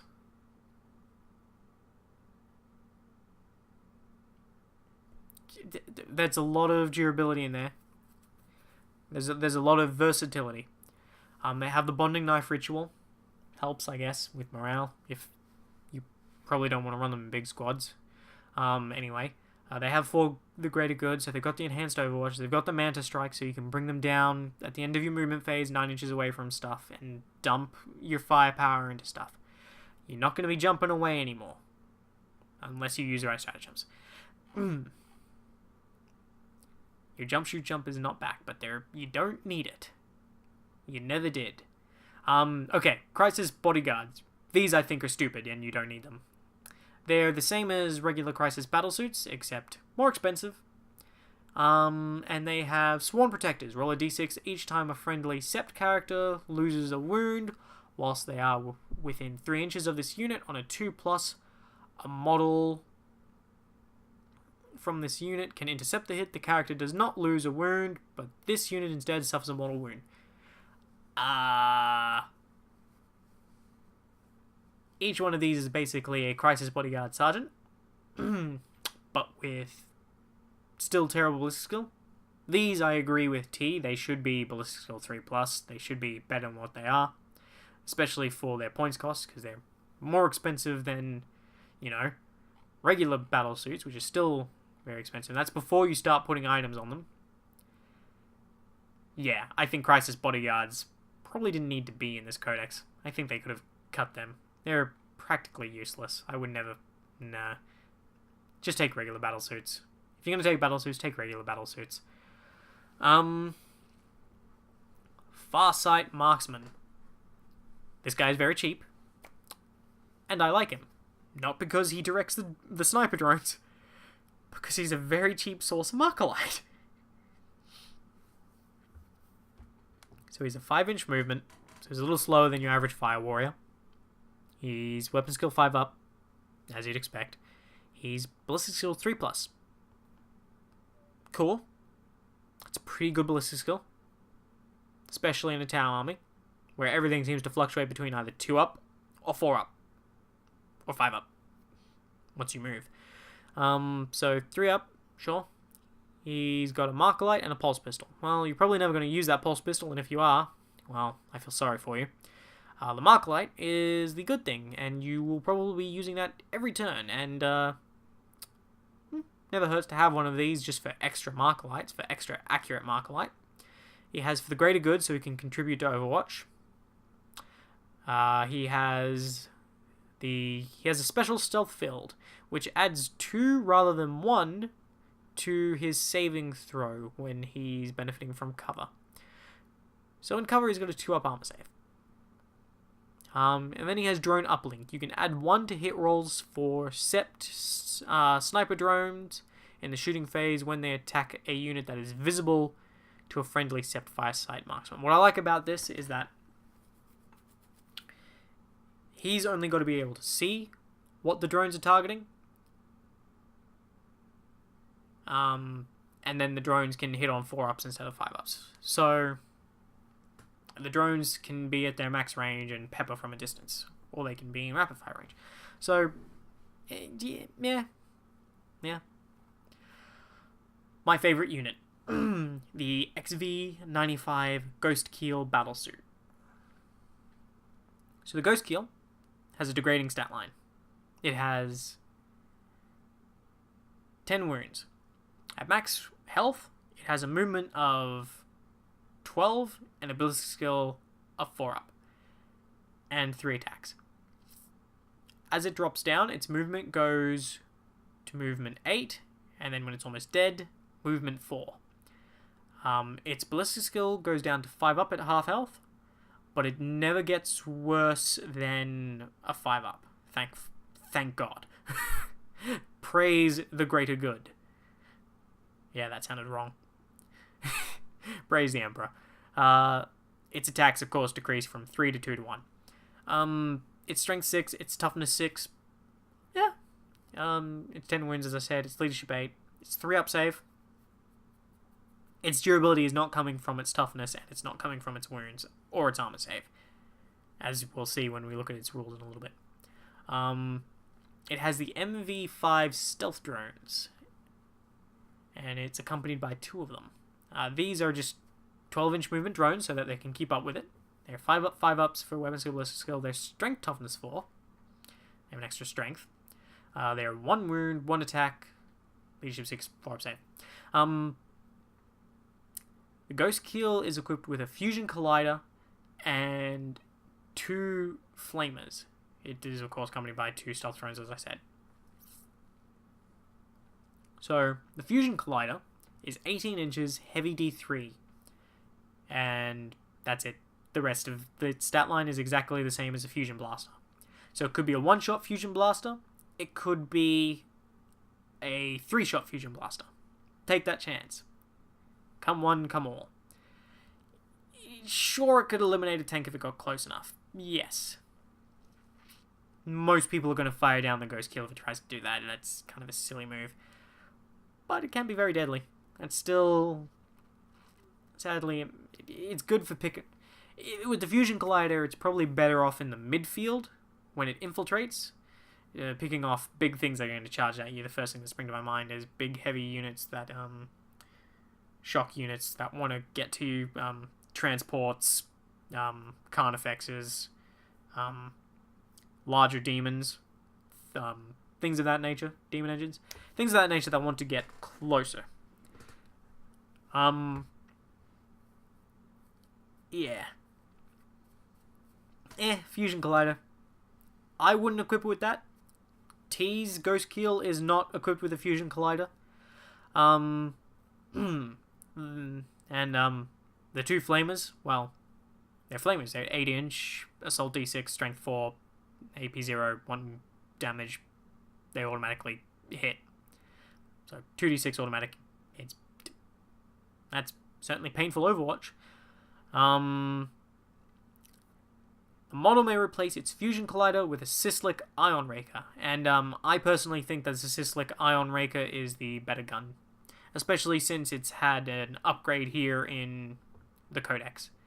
Most of the Ion weaponry in the Codex has had the thing about the mortal wounds changed, and it's had their number of shots changed to actually be useful. So, the Sislik Ion Raker is 24-inch range, it's heavy 6, it's strength 7, and it's AP -1. Its AP is a little disappointing, but we can fix that with support systems. It's overcharged, is still heavy 6, it's strength 8, fantastic strength, it's AP -1, again we can fix that, and it's D3 damage. That's pretty good. That's pretty good. I like the Ion Raker. That's pretty good. And the Ghost Keel is pretty well priced. One of them is about equal in points cost for just a little bit extra interest on top as a Crisis Battlesuit team. Personally, I'd probably take this over the Crisis Battlesuit team. But again, the Crisis Battlesuit team has its place. It has the versatility. This has your choice of Ion Raker or Fusion Collider. So, it can replace both its flamers with either 2 burst cannons for increased anti-infantry Daka. So, it gets 2 of them, so probably best to pair that up with the Sislik Ion Raker, so that you can have the Ion Raker with its heavy 6 picking off mech, gek, and light vehicles at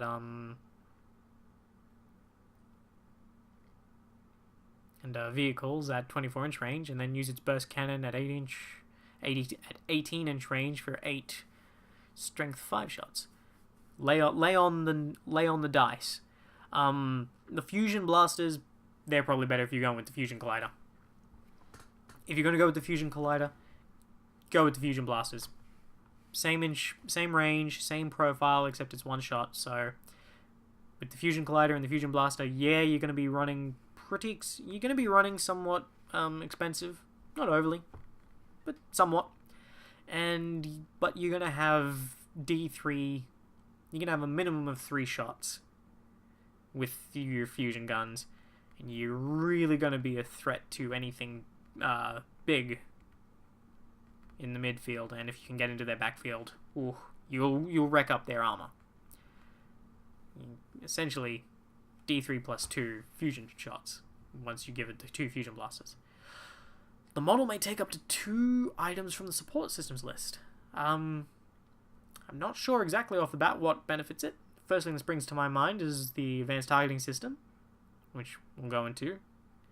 Cannot think of any others right off the bat because I always seem to forget what they do, no matter how many times I read them.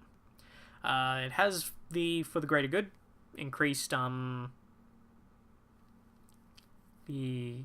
enhanced Overwatch.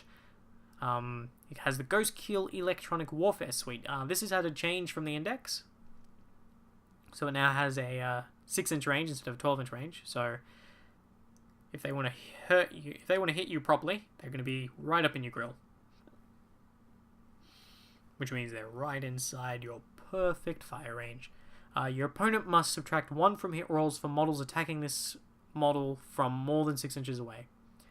And then it's got Infiltrator, so it can... The Infiltrator can set up, during deployment, anywhere on the board, not in your opponent's deployment zone, 12 inches away from their enemy models. So you can start it off close. Its stealth drones have savior protocols, which it can use to great effect because it is a battle suit. So you can sacrifice your stealth drones technically. The drones are unfortunately treated as a separate unit, so they can be picked off, which is a shame because their stealth field, model shooting at a stealth drone or an XV-95 Ghost Kill battle suit within 3 inches of any stealth drone, subtract 1 from their hit rolls. This is cumulative with the Ghost Kill Electronic Warfare Suite. So unless they go and they pick off the drones first, they're going to be shooting at the Ghost Kill at -2 to hit. Poor orcs. Poor orcs fighting an army of Ghost Kills. Yeah, once you strip that away, it's only a -1. That -1 is still decent. At least the stealth field drones you can pick off. Still, that's still pretty good. And of course, it's a battle suit, and it can fly, and it's a monster. Funnily enough, it's a monster. Be wary of monster hunting abilities, people. I'll have to keep that one in mind. So the Ghost Kill, it's a very good unit. I like it. If you get in a sense, we're still in the Elites choice here. Your Elites choices are a bit overloaded. Alright. Riptides. First things first, I'll tell you this. Riptides are back. Riptides have had a points decrease. Their weapons have had an overhaul. Their Novaractor effects are better. And then they have some actual good support in this codex in general in the later rules. So, the Riptide, it's degrading stat line. It's got 14 wounds, 12 to 8 to 4 movement, 4 up ballistic skill, and then down to 5, 4 attacks, down to 3, then down to 2. It's got strength 6, toughness 7, 14 wounds, leadership 8, 2+ save. It's equipped with a heavy burst cannon and 2 smart missile systems. It may be accompanied by up to 2 shielded missile drones. Each is equipped with a missile pod. Alright. Heavy burst cannon and 2 smart missile systems. Alright, so you know what the missile systems do, you know what everything does. It has the heavy burst cannon as its default armament, 36-inch range, heavy 12, strength 6, AP -1, 2 damage. Not bad. That's gone up from 8. The Ion model may replace both its smart missile systems and 2 plasma rifles. It may replace both of its smart missile systems with 2 plasma rifles or 2 fusion blasters. It may replace its heavy burst cannon with an ion accelerator, which has had a few changes to make it a little better.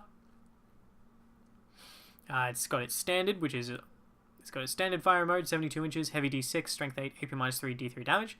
There's overcharge mode, which is 72 inches, heavy D6, strength 9, AP minus 3, 3 damage. One or more rolls to hit cause a mortal wound. It can take up to 2 support systems. It's got For the Greater Good. It's got a Riptide Shield Generator, so it's got a 5 up. So it's got a 2 up, 5 up. It's got a Nova Reactor. In your movement phase, you can choose to use the model's Nova Reactor. If you do, the model suffers a mortal wound. Choose one of the following effects to last until the beginning of your next turn. Nova Shield. The model has a 3+ invulnerable save. Boost. The model can move 2d6 inches in your charge phase, even if it doesn't declare a charge. So, I don't get what... That hasn't changed from the index, so I don't get what T'au players were complaining about, the fact that they don't have Jump Shoot Jump. It's right here. You just have to pay a wound for it. Nova Charge. You can choose for either of this model's heavy burst... you can choose for either this model's heavy burst cannon type to change to heavy 18, so it gets 18 shots instead, or its ion accelerator, both standard and overcharged, to be heavy 6. Yeah, that's good. That makes the ion accelerator deadly, especially when overcharged. Of course, you run the chance of inflicting 2 mortal wounds to yourself.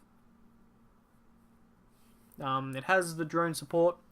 The missile drones, I have a 4+ invulnerable save and the standard 5+ ignore a wound. Savior protocols, which of course benefits from. It's a battle suit. It's monster and it can fly. Yep. Fast attack. Pathfinders. Pathfinders are same as Fire Warriors, but with a 7-inch movement and a 5+ save. Their sergeant has 2 attacks and extra leadership. They have 3 kinds of special drone with 8-inch movement, toughness 4. The recon drone has 2 wounds. They'll have leadership 6 and 4 up. Better speed up here. You got 5 in a squad. You can have 10 total. Any can be a sergeant. They all have a marker light and a pulse carbine and photon grenades. They can have up to 2 drones and or a recon drone equipped with burst cannon and up to 2 support drones. One pulse accelerator drone, which you want, and 1 grav inhibitor drone. And or 1 grav inhibitor drone. So you know what marker lights do, you know what pulse carbines do, you know what pulse pistols do. Up to 3 pathfinders may replace their marker lights and pulse carbine with an ion rifle or rail rifle. Ion rifle doesn't know what it wants to be. It's got a 30-inch range, it's rapid fire 1, it's strength 7, it's AP minus 1 and 1 damage in its standard profile. If you overcharge it, it becomes 30 inches, heavy D3, strength 8, AP minus 2, 2 damage, does mortal wounds. 2 on 1s. The rail rifle, 30 inches, rapid fire 1, strength 6, AP minus 4, D3 damage. For each wound roll of a 6+, made for this weapon, the target unit suffers a mortal wound in addition to the normal damage. So, slightly weaker version of the railgun. They've got Vanguard, so they can move up 7 inches before the game begins.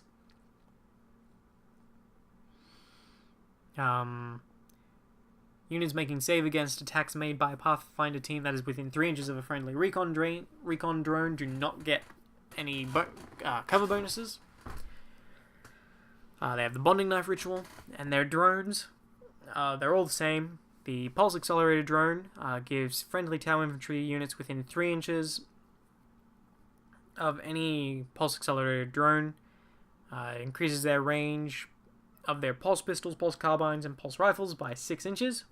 Fantastic. 36-inch,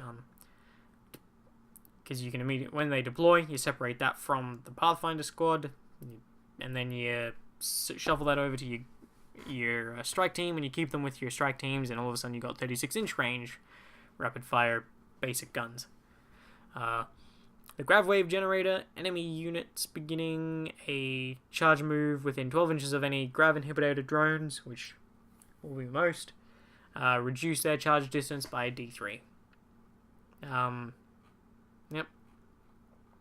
Piranhas. TX4 Piranhas. Yeah, they're decent little harassment things. They're not as great as they were in the previous edition. A unit contains 1 piranha and 2 gun drones.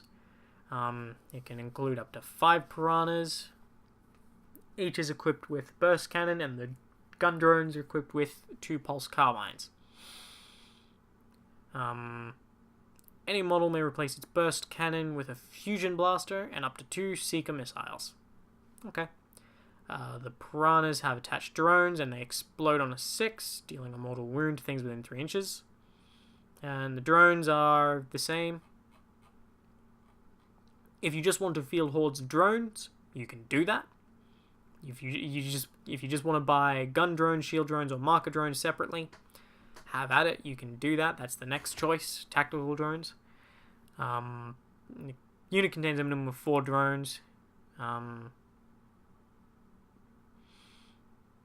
any combination. So, yeah. They still operate as 1 unit. You can actually manta strike them 9 inches away from stuff, which is funny. They have the stable platform, so marker drones do not suffer the penalty for moving and firing heavy weapons, so they're always going to hit on 5-up with their marker lights, or 4-ups if they've got a drone controller. Vespids. Vespids still suck. Moving on. Okay, just joking. Their neutron blaster is like a pulse carbine, except it's AP -2, and they can deep strike from the sky. They're 4-up, 4-ups, 14-inch move, strength 3, toughness 4, 1 wound, 1 attack, leadership 5, jeez, 4-up save, leadership 8 if you have a leader, and 2 attacks on the leader. Crude hounds, you get 4 crude hounds, you can have up to 8, 9, 10, 11, 12 of them, okay? They've got ripping fangs, they're really, really cheap. They can reroll their failed charge rolls for this unit when targeting a unit that has suffered any unsaved wounds this turn. And their ripping fangs are strength 3, AP -1, 1 damage. Broadsides. We're into heavy supports now. Broadsides, I think, are better than they were. They've had a little bit of a price decrease, and I definitely think on a scale of, well, their guns are definitely better than the Hammerhead. I'd rather take these. So they've got a pretty standard stat line of 5-inch movement, 5-up, 4-up, strength 5, toughness 5, 6 wounds, 2 attacks, leadership 7, 2-up save. The sergeant has an extra attack and leadership. They can have missile drones. Your single squad contains 1. You can have up to 3.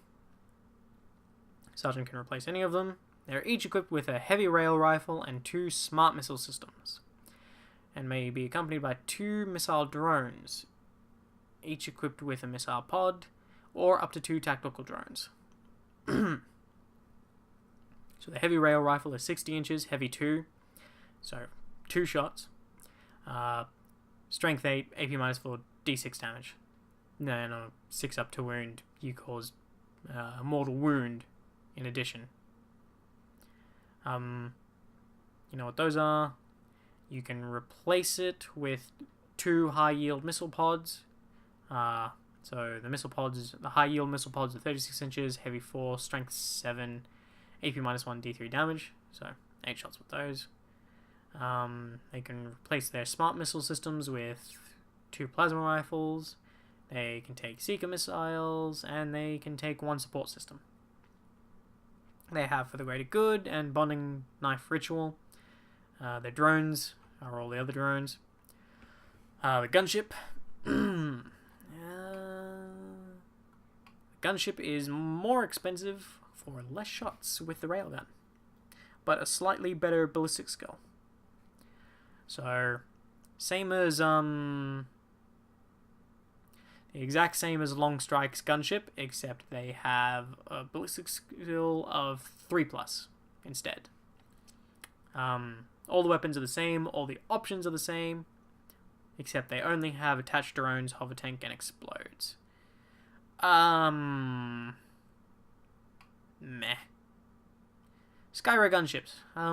They're got the same stat line as a hammerhead, except they're equipped with 2 marker lights and 6 seeker missiles and have 2 gun drones.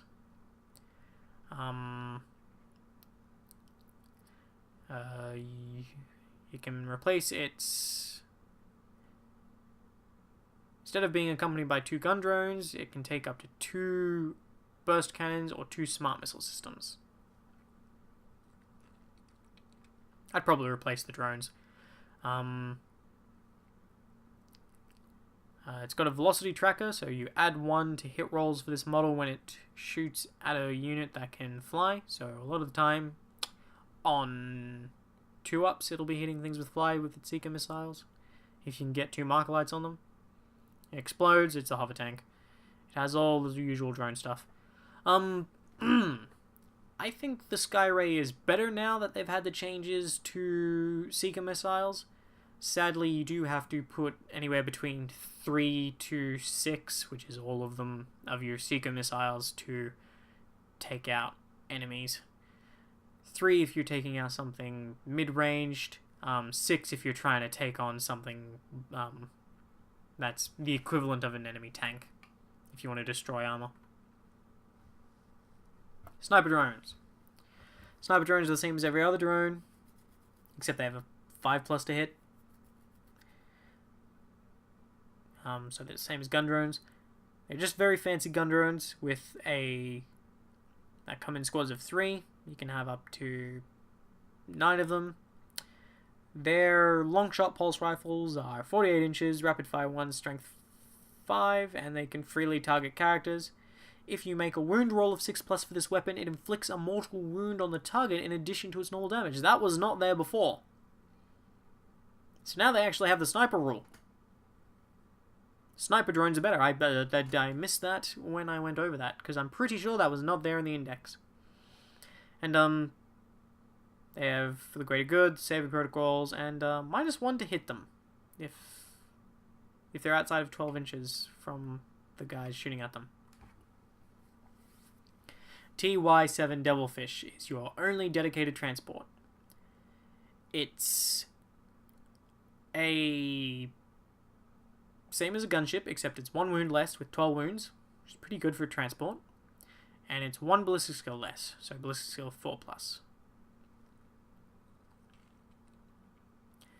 It's got a burst cannon. It can change out its 2 gun drones for 2 smart missile systems, and it can take 2 seeker missiles.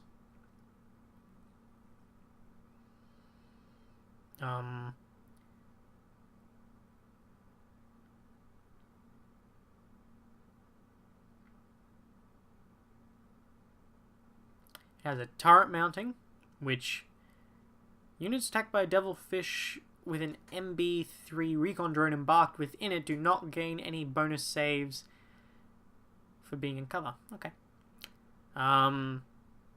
It can transport up to 12 infantry and or drones. It can only transport 1 recon drone, but it does not count to the total number of models embarked on the devilfish. Other than that, it's got all the usual stuff of a tank. Attached drones, hover tank, explodes. The fighters. Okay.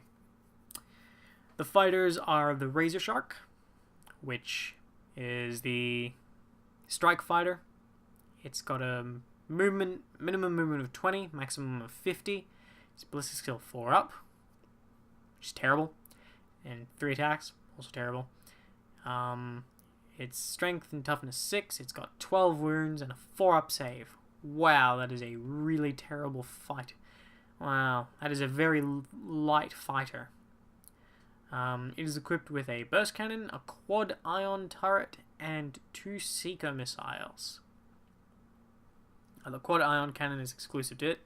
You add 1 to hit rolls for this weapon.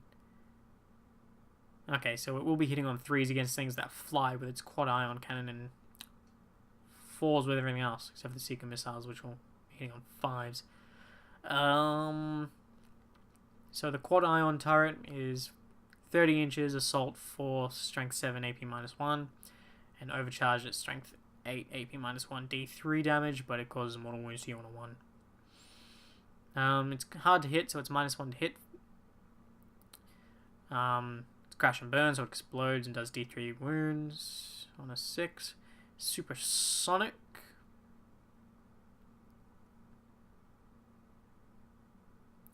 So those are the rules for pivoting.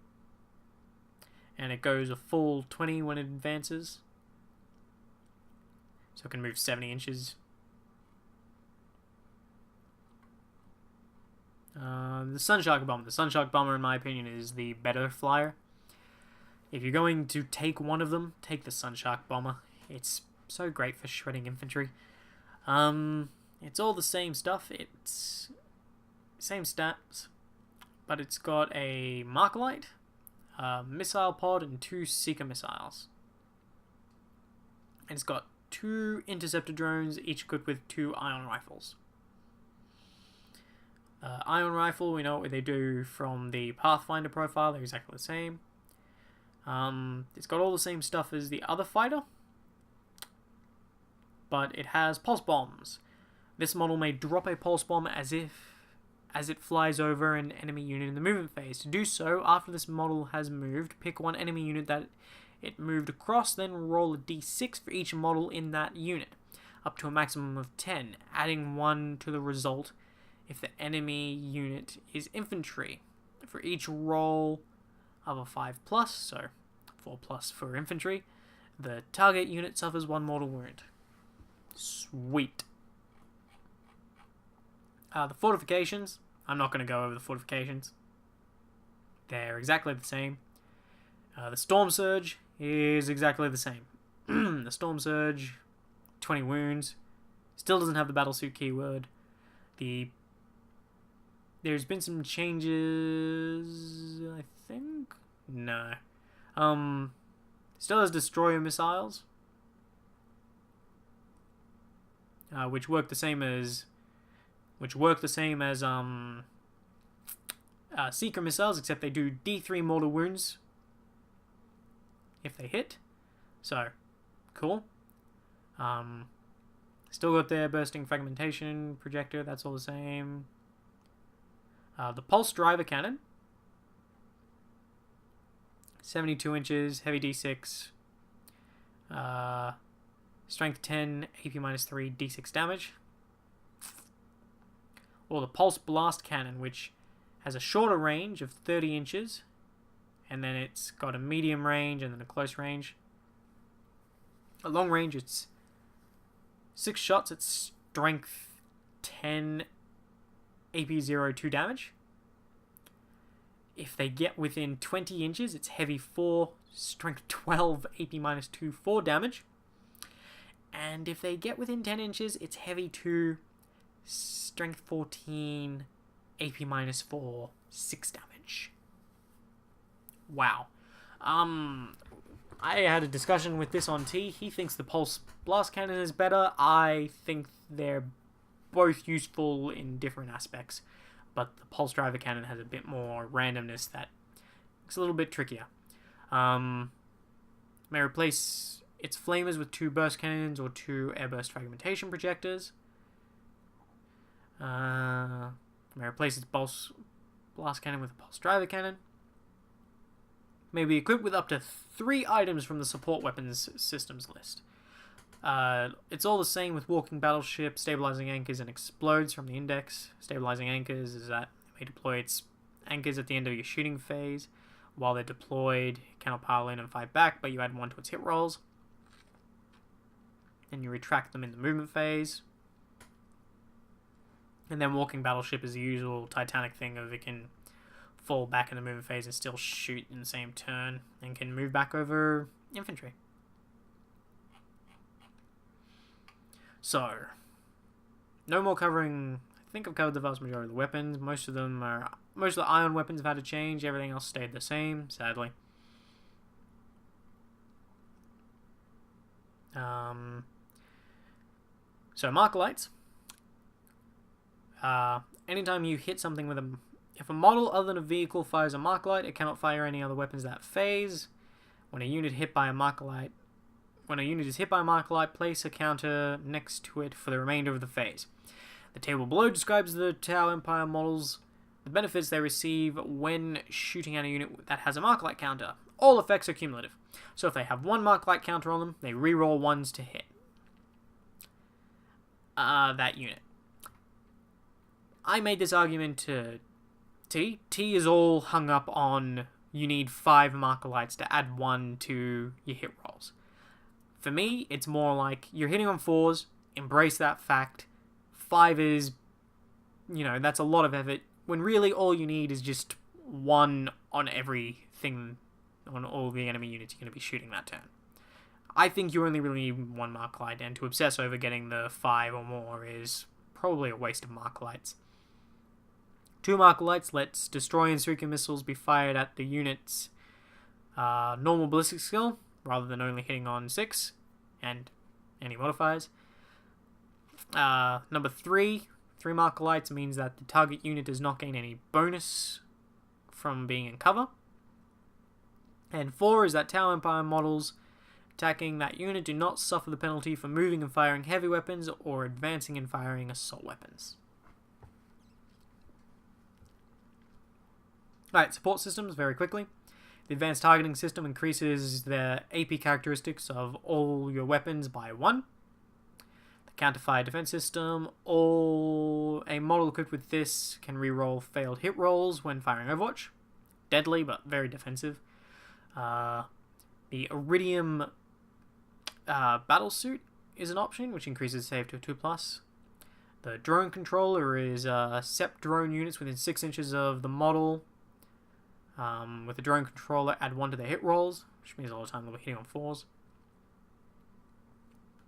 Early warning override is if an enemy unit set up within 12 inches of a model from your army, equipped with the early warning override as a result of an ability that allows them to arrive mid-battle, i.e. teleporting.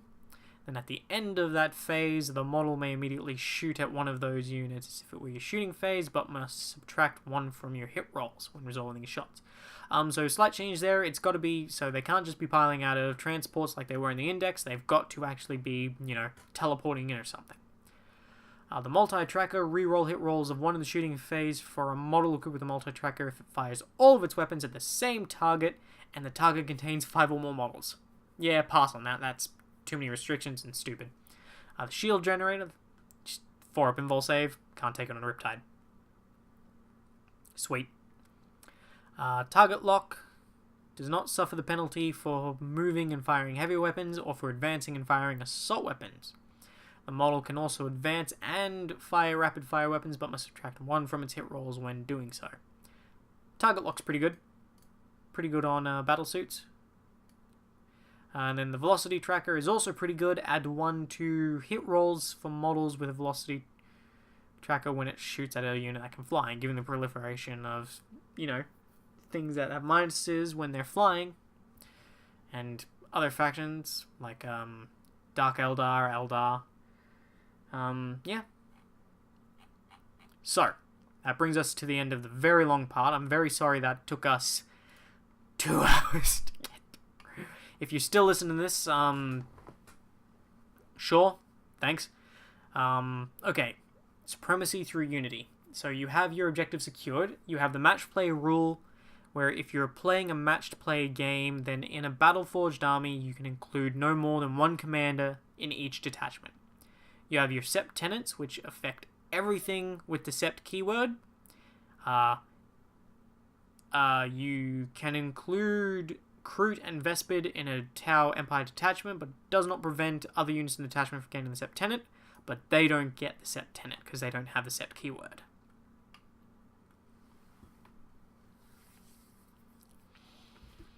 Alright. Sept tenants. You have T'au. Coordinated fire arcs. When a unit with this tenant uses their for the greater good ability or when they fire Overwatch, whilst they are within 6 inches of a friendly T'au sept unit, a 5 or 6 is required for a successful hit roll, irrespective. So, Overwatching on 5s. Sweet. It's very defensive. T'au as a sept is very defensive, so there's that. Seisia. Calm, discipline. Add 1 to the leadership characteristic of models with this tenant. Shit.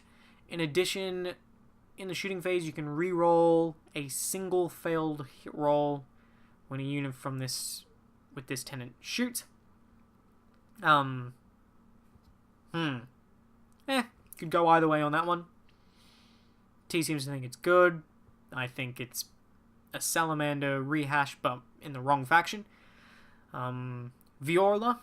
Viola is quite good if you want to get very aggressive. If a unit with this tenant advances, it treats all of its rapid-fire weapons it is armed with as assault weapons until the end of the turn. E.g., rapid-fire 1 is treated as assault 1. In addition, models with this tenant do not suffer the penalty to the hit rolls for advancing and firing assault weapons. That is a good tenant if you want to be on the move and have a constant stream of fire. Because your rapid-fire weapons are still rapid-fire. They only become assault weapons if you advance. So, yeah, it lets you keep up a constant stream of fire with strike teams and the like, and plasma rifle wielding battlesuits, which are deadly. Dayleth, a unit with this tenant that does not manta strike, move, fall back, charge, pile in, or consolidate in its turn may claim the benefit of cover in your opponent's subsequent turn, even while in the open. Alright, so here's the thing. Receiving free cover out in the open is great. Take that from the opinion of the AdMech. Shroud's Arm. Having cover, just free cover to increase your armor saves is great, because that means a lot of your 3-ups are going to 2-ups, and your 4-ups are going to 3-ups. It adds a little bit more durability. Thing why this Sept tenant really is terrible is that if you move for any reason, like even piling in the fight, is just, you're gonna lose that. So, no, it's terrible. Sadly, Dayleth actually has... If you're going to go with Dayleth, you're going to be using Dayleth because of your stratagem. Something with the T'au is that I'm very disappointed to see that Games Workshop is doing it, and they did it with the AdMech as well, is that they give you all the things you need to win and to build your army properly. Problem is, they cut it up and they separate it amongst the tenants and your chapters, so that you never have everything you need to actually do what you want. You have Borkhan. Models with this tenant may add 6 inches to the maximum range of any rapid fire and heavy weapons. Your heavy weapons a lot of the time don't need extra range, but that's good on a pulse blast cannon from the Storm Surge. And it means with a pulse accelerator drone, your strike teams are shooting at 42 inches away. So, and 36-inch rapid-fire plasma rifles? Sure. Farsight Enclaves. Okay, I think the Farsight Enclaves is terrible. You reroll wound rolls of 1 for models with this tenant for shooting attacks against enemy units that are within 6 inches of the firing model. If you can pull off a Farsight bomb, congratulations. Problem is, I think if you pull off a Farsight bomb, you're probably about to die. Whatever points you've just spent to do that, they're probably gone. I think Farsight Enclaves is... I think their Sept tenant is terrible. Here's the thing. The ones with terrible Sept tenants, which are... in my mind, Seisia, Farsight, Dayleth, they're better. They have better stratagems and warlord traits. T'au is balanced. Borkhan is good. Viola is okay. You can build some broken stuff with Borkhan and Seisia. And T'au is just powerful, but very defensive. So your stratagems. A lot of your stratagems are very cheap. This is a very stratagem-hungry army, fortunately. Your troops choices are very points efficient and very cheap. So build for those brigades, people. Multi-spectrum sensor suite. This is terrible. 1 CP. Use it before a stratagem unit in your army shoots. Enemy units cannot claim the benefit of cover. Meh. Failsafe detonator. 1 CP. Used when a battlesuit unit from your army is destroyed in the fight phase. Before removing the last model, roll a d6 for each unit, friend or foe within 3 inches of the medal, and 4+, that unit suffers 1 mortal wound. I think that's stupid. T disagrees. I think it's stupid. It is a final middle finger, at least. Automated repair system. This one is good. I reckon you'll use this one a lot if you're playing T'au and you're using battlesuits.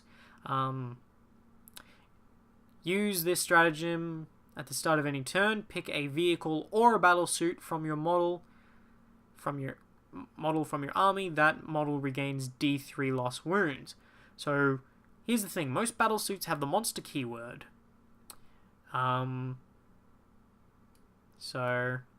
fortunately, they're battlesuits. So battlesuit is its own keyword. I'm just trying to think if can this be used on the Storm Surge. Hey, the ability to get back lost wounds on your very important, very durable guys is very important.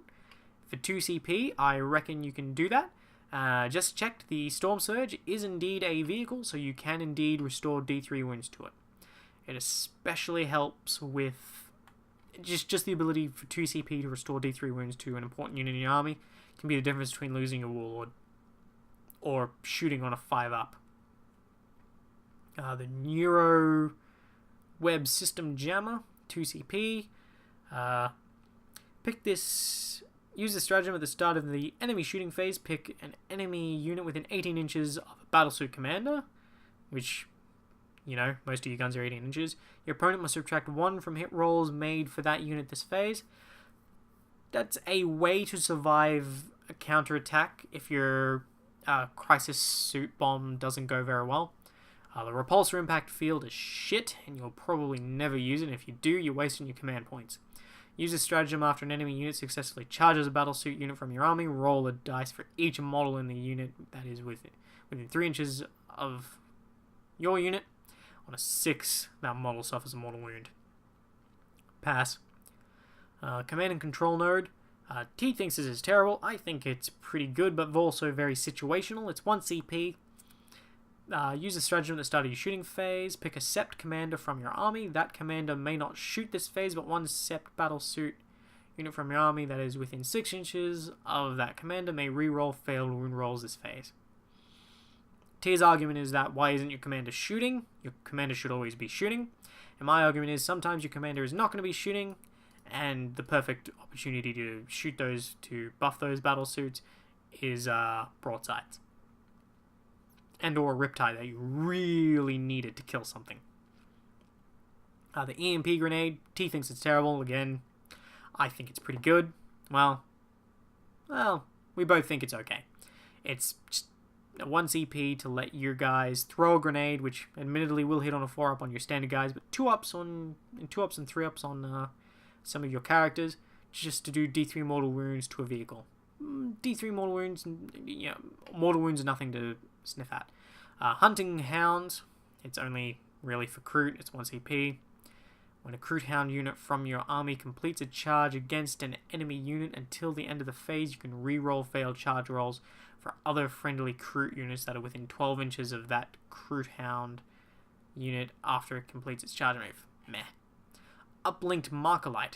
This is good, it's 1 CP. You'll probably be using it a lot, especially if you're trying to conserve your Markerlight placement. So use the stratagem after an enemy unit has been hit by a Markerlight fired by a model from your army. Place D3 plus 1 Markerlight counters next to that unit instead of only 1. It's a good way to help you try and build up to the 5 Markerlights without having to pour in a crazy amount of Markerlights. Branch Nova Charge. As if decreasing the points cost and increasing the power of the weapons of the Riptide wasn't a thing, the Branch Nova Charge means you're going to get the most out of your Riptides. This stratagem probably means you will expect to see most players bringing at least 1 of these again. Some will bring 2, some might even bring 3 or more. those people are wasting their points. Don't bring 3 or more.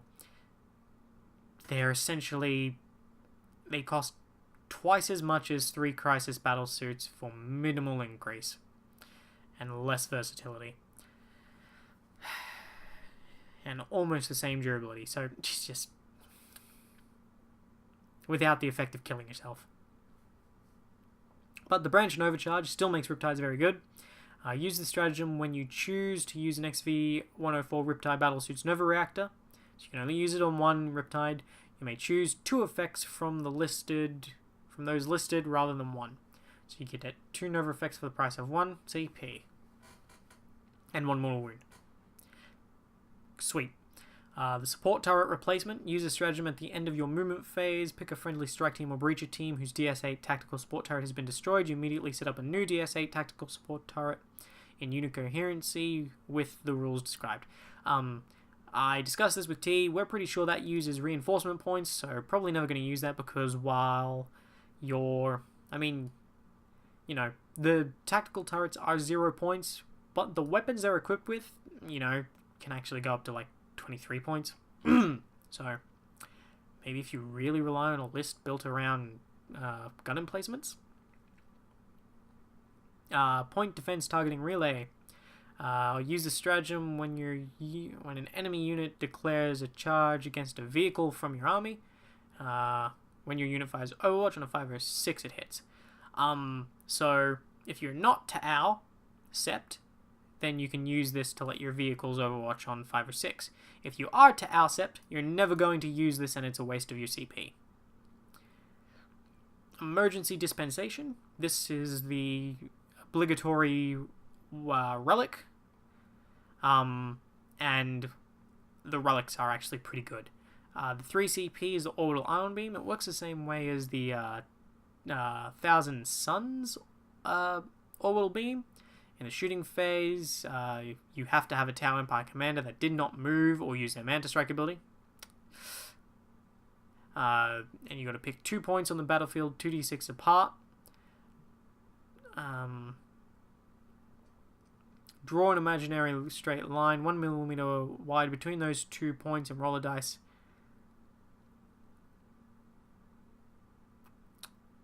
For each unit, friend or foe, that has models under this line. Subtract 1 from the hit rolls if they're characters. On a 4-up, the unit being rolled for suffers D3 mortal wounds. This stratagem can only be used once per battle. No. Well, maybe. It's very expensive. Breach and Clear. 1 CP to let breaches shoot at... If breaches are shooting at something in cover, you can let them reroll all to wounds. Not bad. Breaches can be very deadly up close.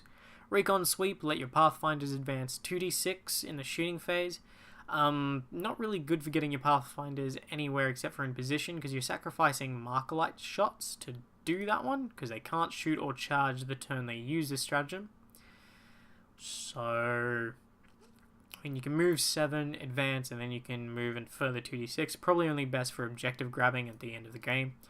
Wall of Mirrors is fantastic for 1 CP. Lets you use this at the start of your movement phase. Pick a Sept Stealth Battlesuit unit from your army that is within 6 inches of a Ghost Keel Battlesuit from your army. You may immediately remove the Stealth Battlesuits unit from the battlefield and set up again anywhere within 12 inches of that Ghost Keel and more than 9 inches away from enemy models. Note that this does not count as falling back if the Stealth Suit Battlesuit unit was within 1 inch of an enemy unit when it was removed. Wall of Mirrors is fantastic for leapfrogging your guys ahead. It's pretty... It's Wall of Mirrors is what you use to set up a Farsight bomb, because you use Wall of Mirrors, then because this Wall of Mirrors and the homing beacon both you activate at the start of your turn. As the controlling player, you get to decide which one goes first. So you use Wall of Mirrors, hop your guy into place, pop your homing beacon, then you bring down your guy 6 inches within your homing beacon, right up in the face of your enemy, close enough to get the Farsight Enclave rerolls, and then use the Farsight Enclave stratagem in the shooting phase to decimate something in that area. Boom. Farsight bomb. Done. 1 CP Stimulant Injector. This is no longer an upgrade, it's now a stratagem, which lets you choose a battle suit with 10 or more wounds, which is literally only the Ghost Keel, who has 10 wounds, and the Riptide.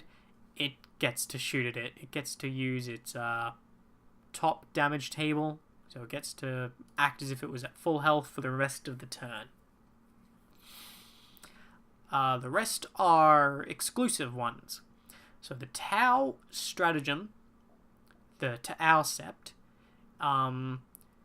is 3 CP, so it's very expensive, unfortunately. Probably be more tempted to use if it was 2 CP.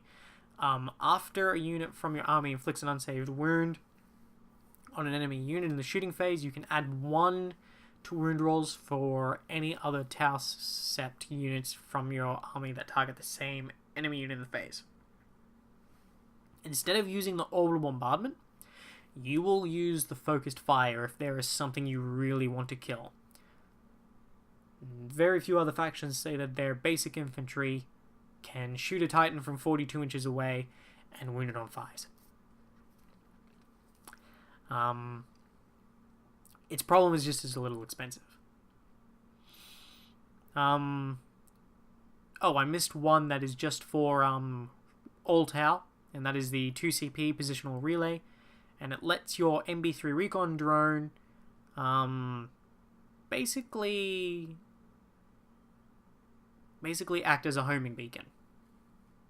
And it lets stuff that's in your Manta holds set up within 6 inches of the MB3 recon drone, letting you bypass 9-inch bubbles. So you can use 2 CP to turn a recon drone into a homing beacon. Another way to do the Farsight bomb. Another way to make the recon drone actually useful. Viorla gets hot-blooded 2 CP, and it lets, at the start of your shooting phase, pick a Viorla sept infantry unit. Viorla love infantry, if you haven't figured it out. That unit may be chosen to shoot twice this phase, but all models in the unit must target the closest enemy unit each time they do so. On breaches, that is going to tear stuff up. If you've gotten breaches into the enemy line, that is going to hurt. Daleth, Strike and Fade. This is why you take the Daleth sept. Yes, their cover bonus is completely superfluous and completely shit in a T'au list. Because, you know, something is going to have to move. Especially the things you want. And the Daleth thing works, well, let's just say you want to be using the Daleth stratagem, Strike and Fade, on your fast-moving battlesuits. At the start of your shooting phase, you pick a Daleth sept unit from your army. That unit may shoot and then immediately move up to 6 inches as if it were the movement phase. They cannot advance as part of this movement. 1 CP for jump, shoot, jump. That would be almost worth the shitty tenant, in my opinion, if you wanted to play the traditional way. But you have to put up with that shitty tenant. Borkan gets experimental weaponry. Now, I noticed there was an argument I read on the internet earlier about this stratagem is completely stupid and useless because you can just use your command reroll. Well, no, this lets you save your command reroll because the Borkan lets you reroll when you have a weapon that has a random number of shots, like heavy d6 or heavy 2d6, you can reroll one of the dice used to determine the number of attacks made for 1 CP. That lets you save your 1 CP, your once per phase command reroll for, you know, something that matters, like wounding or saves, without having to spend it on, you know, recovering from a shitty roll for attacks. Seisia is got an awesome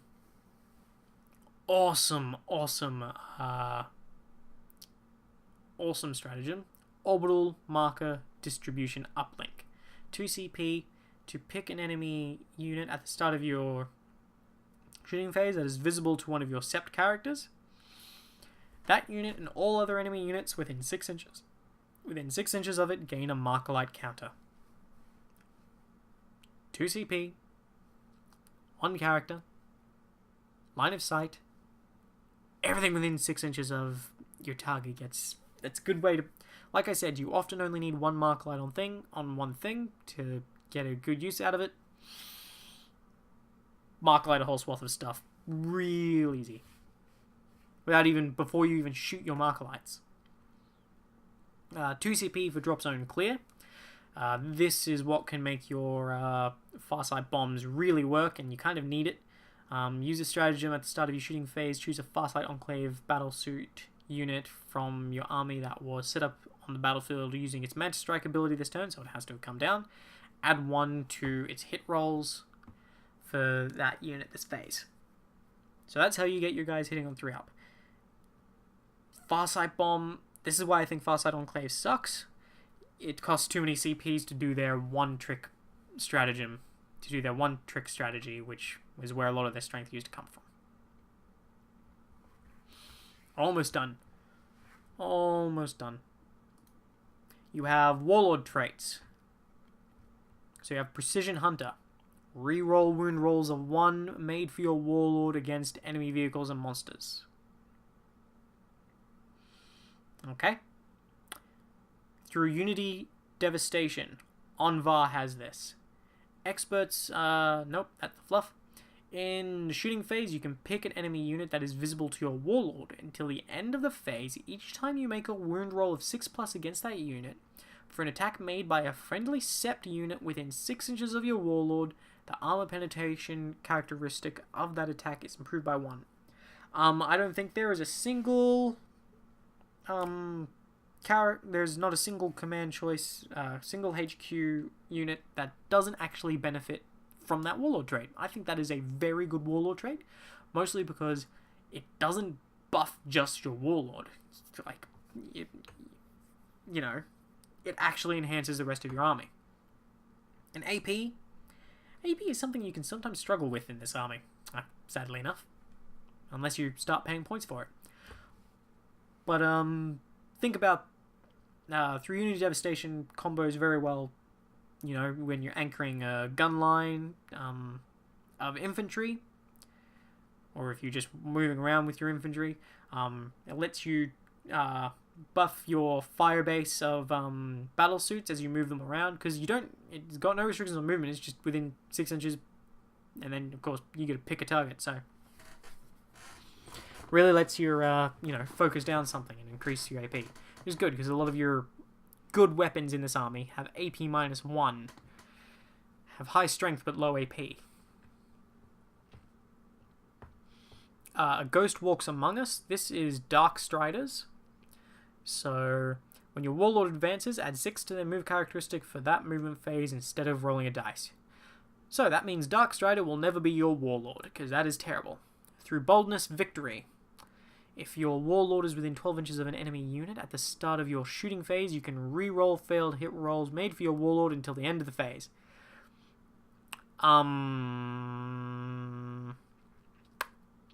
Well, it certainly makes fusion guns a pain in the ass, but your commander is probably already hitting on 2s. And you probably have a mark light on already. So, unless they've got some massive negs, I don't see you taking that one. I can't think off the top of my head. Looking back on everything we just looked at, I don't think there's a reason to take that one. Exemplar of Cowion. Of course, Shadow Sun has this. You can re-roll failed hit rolls for your Warlord as long as they have not moved this turn. That's terrible for her since she wants to always be moving. If they have moved for any reason, they lose this trait until the start of your next phase. That saddens me that Shadow Sun's Warlord trait is terrible. And looking at Chapter Approved, I kind of predicted that would be a Warlord trait. And, yeah, no, she's not going to be your Warlord either. Yeah, that's awful. Exemplar of Montcar. This one's better. Your Warlord can advance and still shoot as if they hadn't advanced this turn. Yeah. So, then you have your tenant Warlord traits for your Seps. So T'au, of course, in their tradition of T'au being very defensive with their trait, and their Warlord trait gives you a 5+ to ignore mortal wounds. Okay. It's only mortal wounds though. It's not a 5-up feel no pain, it's just mortal wounds. Viola, Academic Luminary. Anshi has this. If your Warlord has the Master of War, Volley Fire, or Failure is not an option, the range of your ability is increased to 9 inches. In addition, if your army is Battleforged, you receive 1 additional command point. That's not bad. You're probably not going to make Anshi your Warlord though.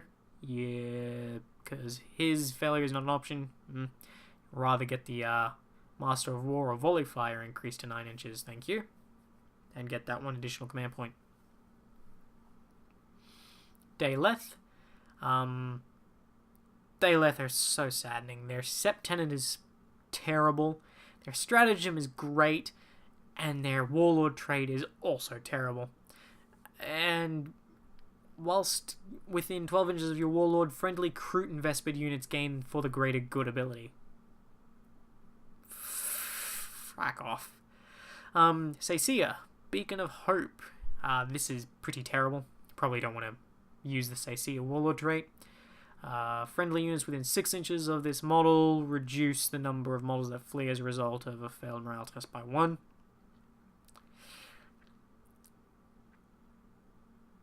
Yeah. No thanks. Borkan, Seeker of Perfection. Oh, by the way, Long Strike has the T'au Sept one. So Long Strike has the Feel No, which makes no sense. He probably should have Precision Hunter, the reroll ones to wound. So Seeker of Perfection. For each hit roll of a 6+ made for your Warlord, add 1 to the wound roll for that attack. That's not bad. That is not bad at all. Hero of the Enclaves. Your Warlord can perform a heroic intervention if they're within 6 inches of an enemy unit after the enemy has completed all of their charge moves. Your Warlord can move up to 6 inches when performing a heroic intervention, so long as they end the move closer to the nearest enemy model. In addition, if the Warlord was charged, or performed a heroic intervention until the end of the turn, you can re-roll failed hit rolls made for them. So, Farsight has this. And this is a terrible, terrible Warlord trait. Or at least one half of it is. Farsight only benefits from the first section where you can pile in 6 inches with a heroic intervention. Because he's already hitting on 2-ups, re-rolling 1s in the fight phase. So the re-roll means nothing. As for most of your other commanders, why are you putting them into combat? Why? No.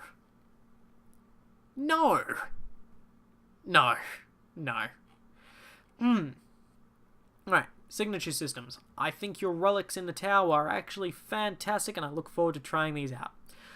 Most players are probably going to be taking the Puretide Engram Neurochip. They know it from Chapter Approved, they know how it works, they know it's good, and they know it lets you farm command points. What more do you want? Once per battle, you can reroll a single failed hit roll, wound roll, or damage roll made for the bearer or a friendly Sept unit within 6 inches of the bearer. In addition, if your army is Battleforged and the bearer is on the battlefield, roll a d6 each time you or your opponent uses a stratagem. On a 6, you gain a command point. It's probably not going to go off much, but hey, it's a chance to get command points back, which you want. You want your command points. Onaga Gauntlets. These are for a battlesuit commander only. The Onaga Gauntlet is a melee weapon. Strength 10, AP -4, d6 damage. Each time the bearer fights, it can make 1 and only 1 attack with this weapon. So a single, really 1 punch. You better pray that it works. I suppose you could put that on Farsight Enclave guy and actually get it to actually hurt something. But then you're going to be immediately retreating after you maybe hit something with it. Yeah. That I see, putting that on a Farsight commander with Farsight, Enclaves stuff, yeah, I see that being better. The multi-sensory discouragement array. Enemy units within 6 inches of the bearer subtract 1 from their leadership characteristic. Terrible. Moving on. Solid projection unit. Ethereal hover drone only. Once per phase, when an enemy unit declares the bearer as the target of a charge, you may move the bearer up to 3 inches before the charge roll is made. Super situational. Wouldn't take that for free. Wouldn't take that for command points. Seismic destabilizer. At the start of each shooting phase, you may either pick an enemy infantry unit claiming the benefit of cover, ouch, or a building within 12 inches of the bearer. If it weren't for the short range, this would be amazing. If you picked a building, it suffers D3 mortal wounds. If you picked an infantry unit, roll a dice for each model in the unit. On a roll of a 6, that unit suffers a mortal wound. This is fantastic for destroying fortifications. That's not bad. That's not bad at all. Alright. Model with the supernova launcher. Model with the air-bursting fragmentation projector only. The supernova replaces one of the model's air-bursting fragmentation projectors. So, commanders, basically, can take this. Supernova launcher. So it's still 18 inches. It's still Assault D6. Actually, I think the air-bursting, the AFP is only 8 inches, so increased range is good. Assault D6. Strength 6. Medium level strength. It's in that awkward spot, but it's okay. AP -2. That's a good level of AP. And 2 damage apiece. And it can shoot things that are not visible to the bearer. If you really want... Sure, that's not bad. It's not one of the better ones. Here are some of the better ones. The better ones... The better relics are the exclusive ones. I think most of the time you're going to be taking Puretide Engram as your one free relic, and then you're going to be spending another one for this, for your separate one, depending on which sept you are. So T'au, get vectored maneuvering thrusters. So you can make one of your battlesuit commanders immediately move 6 inches after attacking in the shooting phase. Congratulations, you have your T'au commander can now jump, shoot, jump just like the Glory Days. Imagine that on a Cold Star battlesuit that's moving up 40 inches, blowing something up, and then running away 6 inches behind cover where it can't be shot. Congratulations, you're old T'au now. Thermoneutronic projector. Jeez. Viola Sept with a flamer. Again, commanders only. It's a strength 6, AP -1, 2 damage flamer. This is funny that a Sept tenant that loves to spam infantry has a relic designed perfectly for killing infantry. That one's not so great. The dynamic mirror field. This one's fantastic for Daleth. So Daleth, poor Daleth. Your opponent must subtract 1 from hit rolls that target the bearer. You have a stealth crisis battlesuit. Fantastic. Poor Daleth. That's all I can say. Seisia. Seisia is very defensive. It's not one of the better ones.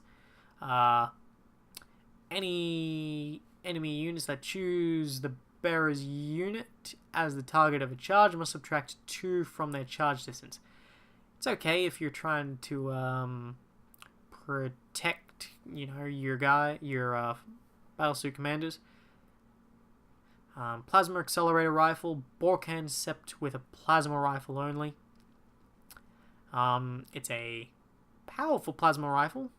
That's strength 7, AP -3, 2 damage. It's an overcharged plasma rifle. It's not bad. It's a little bit extra punch. It's fusion blades. These are awesome. So, model with at least 2 fusion blasters.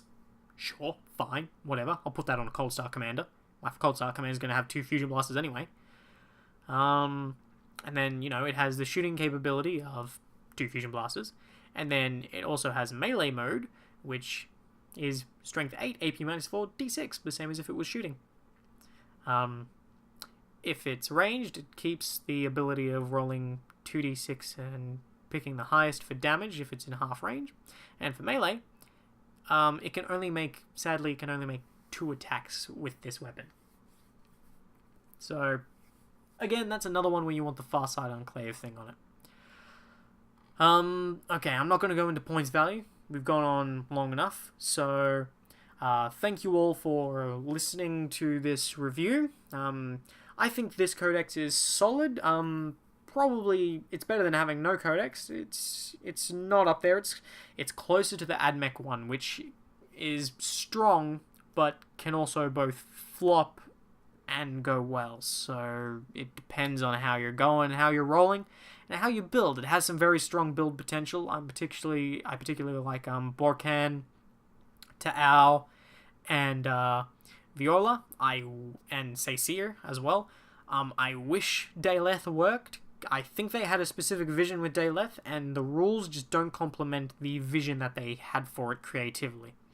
T'au themselves are not a bad codex. They're not a bad faction, and they compete on par. And my favorite thing about this codex in particular is the T'au feel proper, whole, and right. They feel like they belong in the 40k universe. Their fluff has gotten grittier and darker. The shiny, glossy sheen of the unbeatable blue-skinned mecha robot warriors from the corner of the galaxy is that, literally affect nothing in the grand stage of 40k whatsoever and have no bearing on the story whatsoever, losing their luster, but also beginning to actually matter as well. So, yeah. Alright, I've been Jay from Jade Productions. Thank you for listening to this review and my very somber voice, and my very monotone voice, I'm sure, because I'm very tired from working non-stop and barely had time to do this review. Be sure to check out our other reviews for our other factions, and when a fact comes out, we will of course do a follow-up review like we always do, and try and do some battle reports with T'au, because I'm very excited to play with them with this thing. And T, they are his first faction. He's not excited to play with them. He's still in demons mode, but that doesn't mean I can't borrow his T'au and have fun. So look forward to maybe some of that in the future, and see you later.